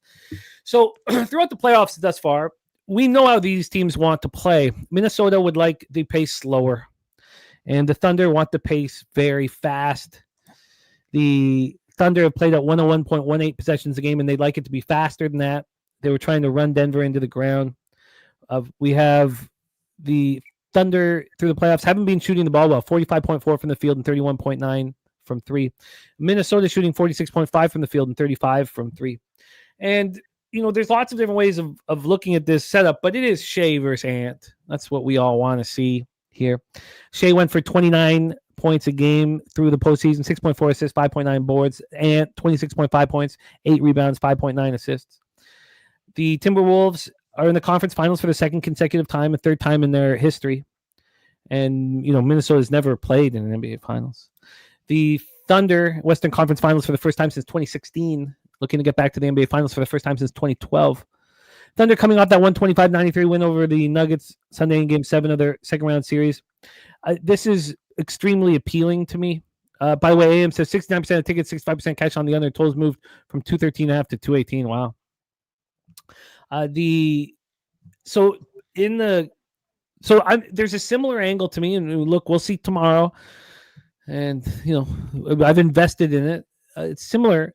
The Panthers won an easy Game 7. The Thunder won an easy Game 7, and they're back to business immediately 2 nights later. I love that. Love that very, very much. Timberwolves haven't played in 6 days. They closed out the Warriors in 5 games. These teams went 2-2, 2-2 against each other during the regular season. And the Thunder have, both of these teams are phenomenal in the paint. They're phenomenal in the restricted area. The Thunder have outscored their opponents by 8.7 points per game in the restricted area. That's the best differential in the playoffs. They were 54-32 over the Nuggets on Sunday in Game 7 when it mattered most. And who's second best in the restricted area? It's the Wolves. They've outscored their opponents by 7.4 points per game at the basket. And in that closeout Game 5, they dominated there, 62-30. Thunder defensive rating, 101.6 here in the playoffs. It's the best. Second, and quite far back, is Minnesota, 106.8. Then we have Nickeil Alexander-Walker and Shea, cousins that grew up like brothers from up here. They were born 2 months apart here in Toronto, and they both went to Hamilton Heights Christian Academy in Chattanooga, Tennessee to advance. We also have the 2 players who are going to mean so much that are not named Ant and Shea, and that's Chet, Minneapolis' own Chet Holmgren. I mean, he's going to have to be incredible. And on the other side is Julius Randle. We expect Julius Randle to continue where he left off. He's been very good. Julius Randle, 23.9 points per game, 5.9 assists, 5.9 boards. Very impressive. Dougie Y says Minnesota will win Game 1 and win the series in 6.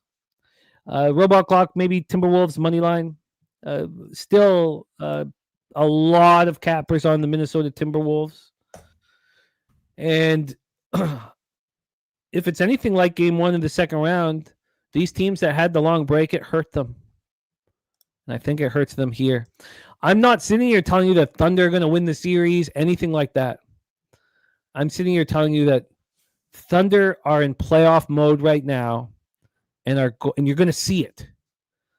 The Timberwolves, this rest, 6 days off, will help them in the series, but it's not going to help them in Game 1. And I'm very comfortable being on the Thunder here in Game 1. I'm with Ronnie Crawford. Jerry Davis says Minnesota doesn't get to 100 points. So there are cappers now coming out of the woodwork. Fernando Mendoza with me. And Robert Franklin. And I'm comfortable here with the Oklahoma City Thunder. Kong's Clip says feels good with everybody on Minnesota. Let's go. Wager Detective says, let's see how this plays out. Rest is perfect here. Wager Detective, do you have... can you show me proof? Because it certainly hurt everybody in Game 1 in the second round. And what happens to me is I get cocky and think that the team with a playoff background and resume like the Timberwolves who were here last year, it hurts them in Game 1. It hurts them. Peter, what do you think of reading everything here in the chat? My dude in the house, what up, my dude? What do you think of reading everything here in the chat? What do you think of this spot? I mean, when OKC rolls, they beat good teams and they cover by 20. They don't cover by 4. So if you guys are, I'm thinking that it's probably an OKC roll spot. I think so. I think so enough for me to double up. So I got 250 on both spots. Joseph Gomez says, I like the Wolves in Game 2 if the Thunder win Game 1. Yeah, I'll be very interested in that as well. Very interested. I think it's a great spot. Great spot. AM says 57% of the tickets on the Wolves, 61% of the money on the Wolves. Wager Detective says, go look at the history between these teams this year. I did, and I spoke about it. And it's part of the fun, you guys. It's part of the fun. So, but I wanted more than one unit on it. So I've got the double result as well as Thunder -7. So there is the NBA Finals Game 1. I can't wait to be here tomorrow and, see who was right, who was wrong, and who's got a fatter bankroll because of it. And it's part of the fun capping with you guys. So It's going to be really enjoyable watching this basketball game tonight. Peter, let's move on to the WNBA here. We have 2 games in the WNBA. You may be opening up your WNBA account here with us right now. Let's get this over to basketball background. Let's roll. We have game 1. So I'm 0-1 to start the year. We'll have our records up. I have decided to put a little bit more time into capping this here. And it's interesting that Ronnie Crawford's on the Aces in the Dream, because I think I could get there with the Dream. I'm having a tough time getting there with the Aces with just the spread being so enormously big. Mohegan Sun Arena in Connecticut. Let's get into our game 1 of the WNBA season here. And 2 more games, and then we'll put a bow on today's show. Thank you guys for rocking with us. Loshak in the bag every Tuesday here on Pub Sports Radio. We have had a big move to Atlanta. Damn. I know we're talking Las Vegas first, but God, I really thought, fuck. That's so telling. I thought this would go in the other direction. I was hoping it would. Damn it. Okay, but we'll start with Las Vegas at Connecticut. What number do you want the Aces, Peter? This is tough. They opened up minus 12.5. Now they're minus 14. From a total perspective here, we have a 166. It's at a pick'em.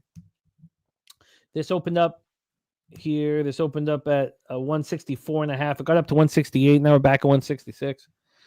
We have cash flow wise. We got plays of the day here from my dude Nerfy in the Tigers game. Lazard over 5.5 Ks. Alonso over 1.5 hits, runs, and RBIs. I will copy and paste that.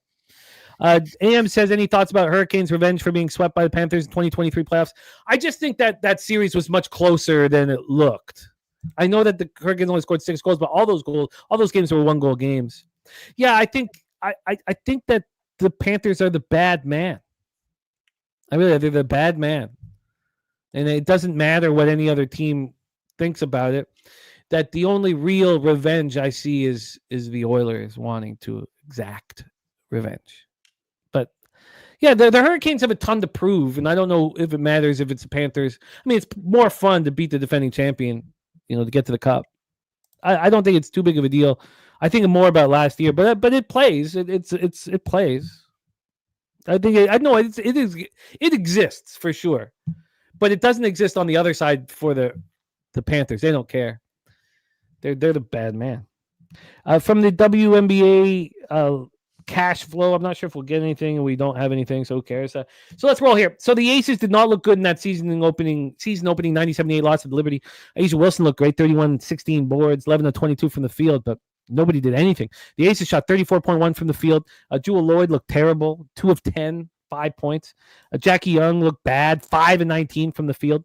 And then this is just such a different Suns team than we saw from last year.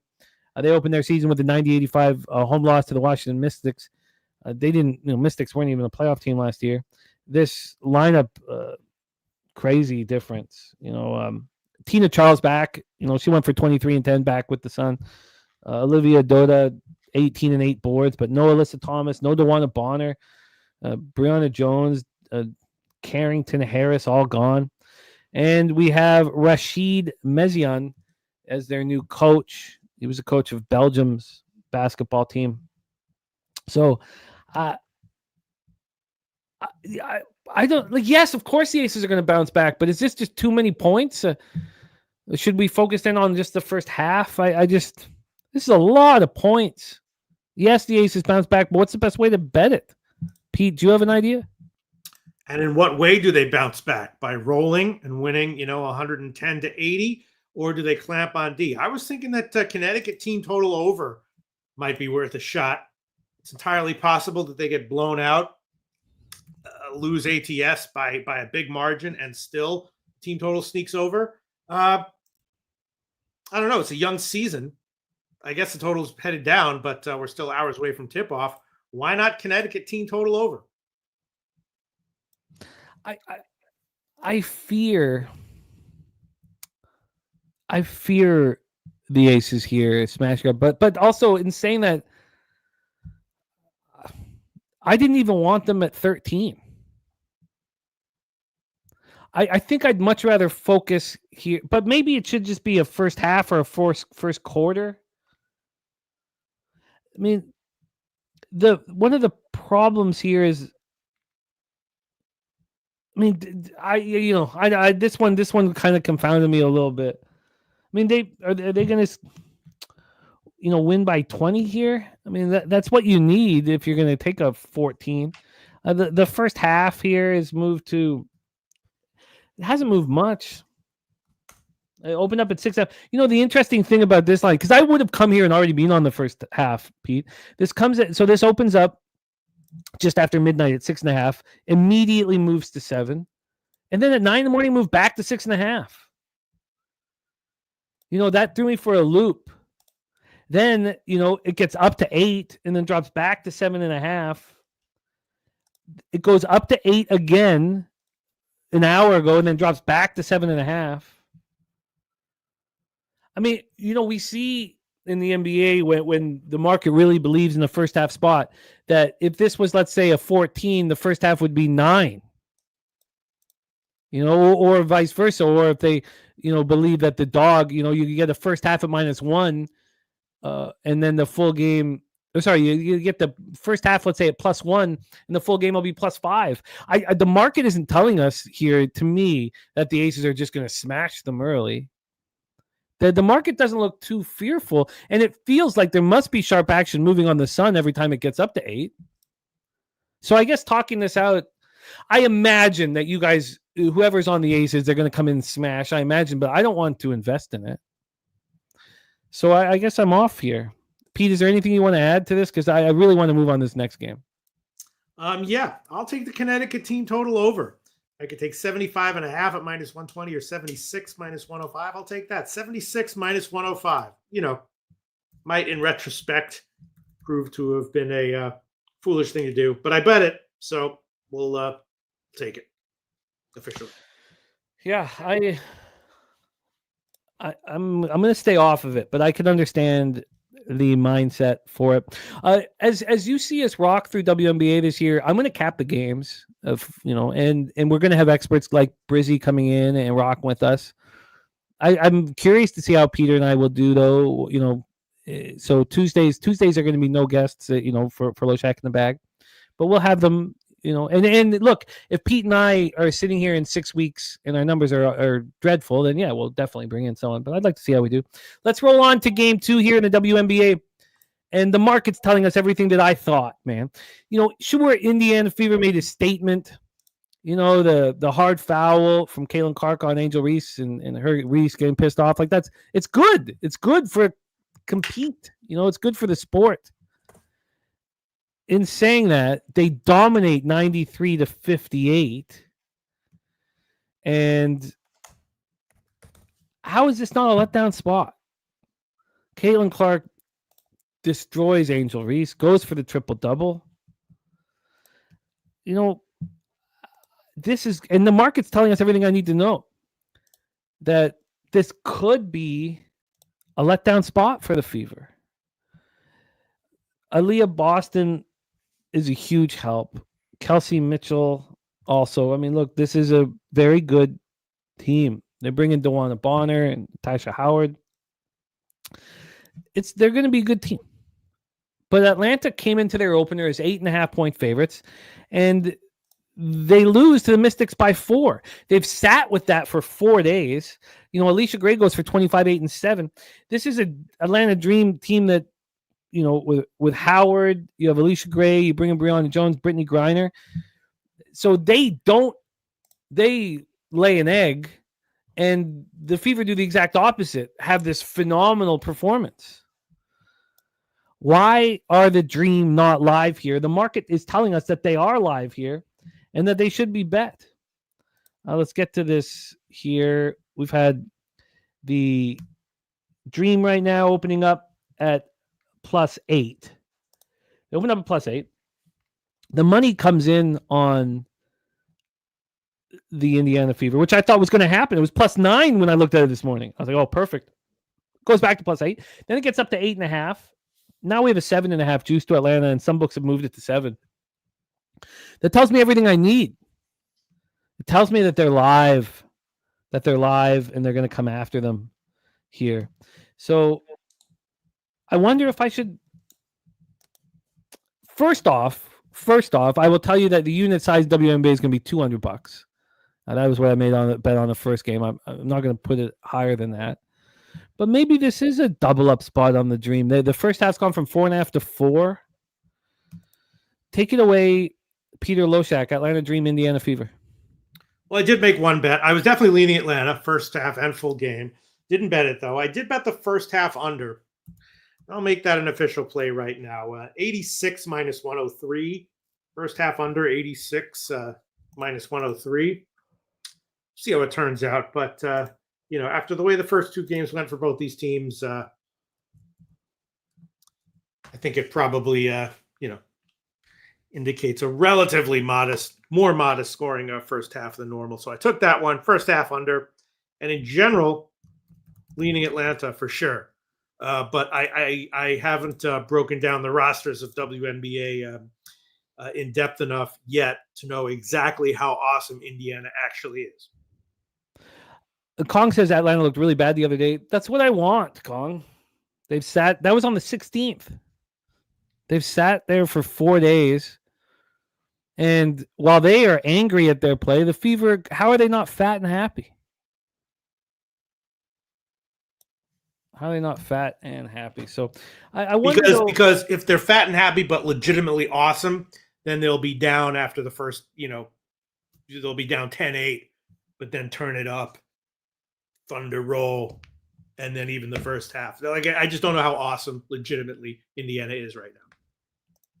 And that's what makes me nervous. Huh.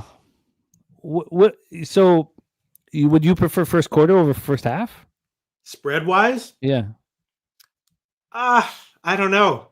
It makes me nervous. The whole thing makes me nervous. Just because, I don't, I'm not right now caught up with WNBA enough to know how awesome Indiana is. That's true. I get that is but they just mentally broke down Chicago. Just completely, broke them down in every facet. I like this. I'm comfortable here. God, maybe I should just bet one unit on it though.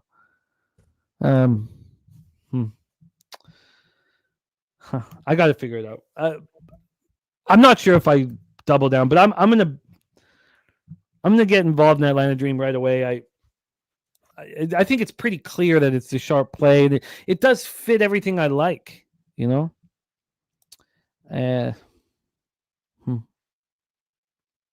K-Wolf says, just heard Nylander might join the team. Yeah, I hope he does, man. Make it fun. I kind of like that Canada loss. Pete, I got Canada plus 300 before the Crosby and McKinnon and all them joined. Feels pretty good. I'm looking forward to it. All right, so we have Pete on the first half under 86 at minus 103. I like that look too, but I certainly don't want the triple up. But I like that look too. I can't triple up, can I? That's ridiculous. It was so many huge games on. How much do I want to have here? All right. Robot Glock says you haven't lived until you're betting Korean hoops at 3 a.m. I like that, Robot Glock. All right, so I'm not on Aces Connecticut Sun, but I kind of like where Pete is. He's on the Connecticut Sun over 76 minus 105. It's a very interesting look. He's on the first half under 86 in Dream Fever, and I'm certainly on Atlanta Dream full game, and I think that'll be the first bet I make here. The question is do I add the first quarter? I might. And that is our show for today. Thank you guys for rocking with us. Let's just do a quick review of all action here. We have Peter on the first period under 1.5 in Florida, Carolina. And I'm on the Panthers money line at plus 111 and the under 5.5 minus 126. I was going to move on the Panthers series, but I'm going to keep that in my pocket in case I lose my side bet. I'm much more comfortable that way. If Carolina wins and I'm wrong, I'll then bet Panthers to win the series. And comfortable. And then if the Panthers go down 2-0, I'll bet Panthers plus 1.5 like I did in the Leaf series. So I've got my plan of attack there. And I'd like to stay away from totals in that series, but I couldn't help myself with how incredible the penalty killing is. And also, I let you know, though, I've had situations like this in the past where I was like, okay, they're going to need to score a minimum of 5-on-5 goals for me to lose this bet, and teams will do that. So it's not, it's not out of the realm of possibilities. Stacks play today, number 1. Robot Glock, yes. So let me say that again. I'm on the Panthers money line here in game 1. If they lose game 1, I'll move on the Panthers to win the series once they're down 1-0. If they then lose, and then I won't bet Panthers in the next game. If they lose individually, if they go down 2-0, then I'll bet the Panthers plus 1.5 in the series. So we have stacks play today. Timberwolves plus 7.5. Stacks play today. Number 2 is the over 10.5 in the Phillies game. Billy Friedrich, White Sox first 5 plus a half. Spooner on the Cubs first 5 minus half. Rays money line. A's first 5 minus half and -1. T-Moss on Baltimore, Milwaukee under in the Phillies minus 2.5. And Spenny Penny Bombs dropped his action here. And 7 rebounds and 5 assists at plus 240. 7 rebounds and 7 assists at plus 550. And the double-double at plus 450. So Spencer Penny Bombs moving on Anthony Edwards. There's Spenny's action there. Then in Major League Baseball, I don't know if I don't want to go up against Spooner on this with the Marlins first 5, but I had wanted to. I'm going to be on the under in Cincinnati, Pittsburgh. Pete's going to go over his action here. Mets in the under against the Red Sox, the Rays, then the Yankees -1 and possibly the under. Pete used the Texas team total under, which he'll discuss here in a second. TC's play today, just my 2 cents, Mets, Yankees. I have some interest in the Padres. I want to study that a little more. The under in Seattle, Chicago White Sox. We're not sure if that game goes, but the first 3 plus a half for the Cardinals. Then the under in Cleveland, Minnesota, which we don't know if it's going to get, if the game's going to play, but it'd be the first 3 under if it does go. And then the under and the San Francisco Giants, and then the double up on the A's, first 5 minus half, full game -1. Then in the NBA finals, NBA conference finals, I'm on the Thunder -7 and the Thunder double result -140. And we just went over WNBA. So Pete, we just need to hear your Major League Baseball action. All right. Well, I've been taking props and gotten screwed a little bit in these shows, but we're going to try to get back. We're going to try to get back even. All right, we got Eli White, hits, runs, and RBIs over 1.5 -130. We got Warren over 15.5 outs -110. We got Texas team total under 3.5 -111. Skubal over 18.5 outs +135. Man, that's making me nervous, but all right, I'll stick with it. Lorenzen over 16.5 outs -125. Hendricks under 15.5 outs -113. And Butler in that game over 1.5 hits, runs, and RBIs -150. Let's have a day, Peter, my friend. Shout out to all the cappers in the chat. Viper, NB, Wager Detective, Joey, B, Dougie Wise, Robot Glock, Jason Meyer, the El Dorado Custodian, Dougie Wise, K Wolf, Streamline Gaming. Says he feels like the Fever are going to start 6-0 or something like that. Kong's Clips, thank you for the support. Saturated, respect. Go get that cash. Fernando Mendoza, AM, thank you for all of your totals and all of your action, sharing everything with the chat to make us better. Thank you. My dude, Ronnie Crawford, thank you guys. Nate Cerna, thank you. Spooner, Nasty Nate, thank you guys. Truly, truly. Thank you for all the support. Joseph Gomez, thank you guys. So on behalf of all of us here at Pub Sports Radio, thank you for supporting our show. Let's go get that cash. Joey B says, thanks for the NBA picks. My kid's monthly college tuition bill was paid. I love that, Joey B. Let's get to 20 units here.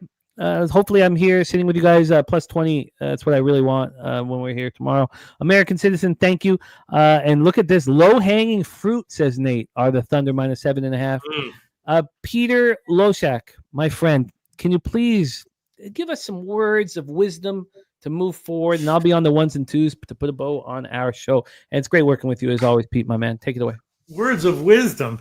Bet size appropriately. That most important thing in sports betting. If you overbet your edge, you'll come down anyway. You'll lose money anyway, even if your bets were positive EB. EV. So bet size appropriately, everyone. Remember that. And get that cash. From down south, where we ride on flair. From down south, where we ride on flair. From down south, where we ride on flair. From down south, where we ride on flair. Sports radio's the crew, that's a fact. We all about bread, making bank accounts fat. Who the hell is that? LJ from the H. I stack green like Boston. Shout out to Nasty Nate. From down south, where we ride on slab. 420 highway smoking with that boy Gabby Cap. Fly out to Denver for the Nugget fans so we can smoke out J Money, cause you know that's our mans. Us against the bookies, put money in our pockets. Fly out to Vegas, meet up with Ski Profit. Hit the sports books, we got money to stack. Can't forget them college picks with that boy Connor Mack. Call up Dutch boy, cause you know we stay fresh. What's the strain of the day, homie? Watch the daily sesh. Roll up a paper plane, light up a Sparky. If I need a strikeout prop, we gon' holler at Sharpie. Cross over to the West Coast and holler at Bam. If we talking NBA, I got to hit Trot Wham. Always tapping in, money's what we trust. If I need a team total, gotta hit Nut Flush, cause I'm fishing for bait. Smoking straight to the chest. Gotta fly out to the Beta, homie, Moose Money Bets. From Brooks to West, cash and checks what we do. Cause I'm banging with Boss and the OG Ragu. If we need it under, I gotta hit Noli Knowles. If I land on my prop, I gotta holler Big Show. Now we back to the East Coast for Nicky Fish Tanks. We watching UFC, keeping money in the bank. Die Hard and Danny Betts and the whole damn crew. Nick's the only guy I know can drink a brew or buy his shoe, but hey, that's what he do. It is what it is. I can't forget that Jersey boy, that homie Billy Briz. If I need an ice pick, I go to Ontario, holler my ice guy, Ian Bavino. And if I need some advice in trying to cash, tune into Peter Loshak and Jimmy the Bag. And hit that like button, make sure that you smash it. The famous words of razor sharp picks, cash it. I'm on my poker shit, stacking my chips. If we ever lose a bet, man, we never gon' trip. Cause I'm Mike Knight M, pimp slap player of the day. Ron Crawford spreadsheet, what more can you say? It's how we stay paid each and every day. Can't forget about the producer, say hey Jose. Tell your mother, your father, your son, and your daughter, cause nothing's going down without the Don Jeff Slaughter. All you low baggers, hold it down in the chat. If you missed all that, the remix will be back. Yeah.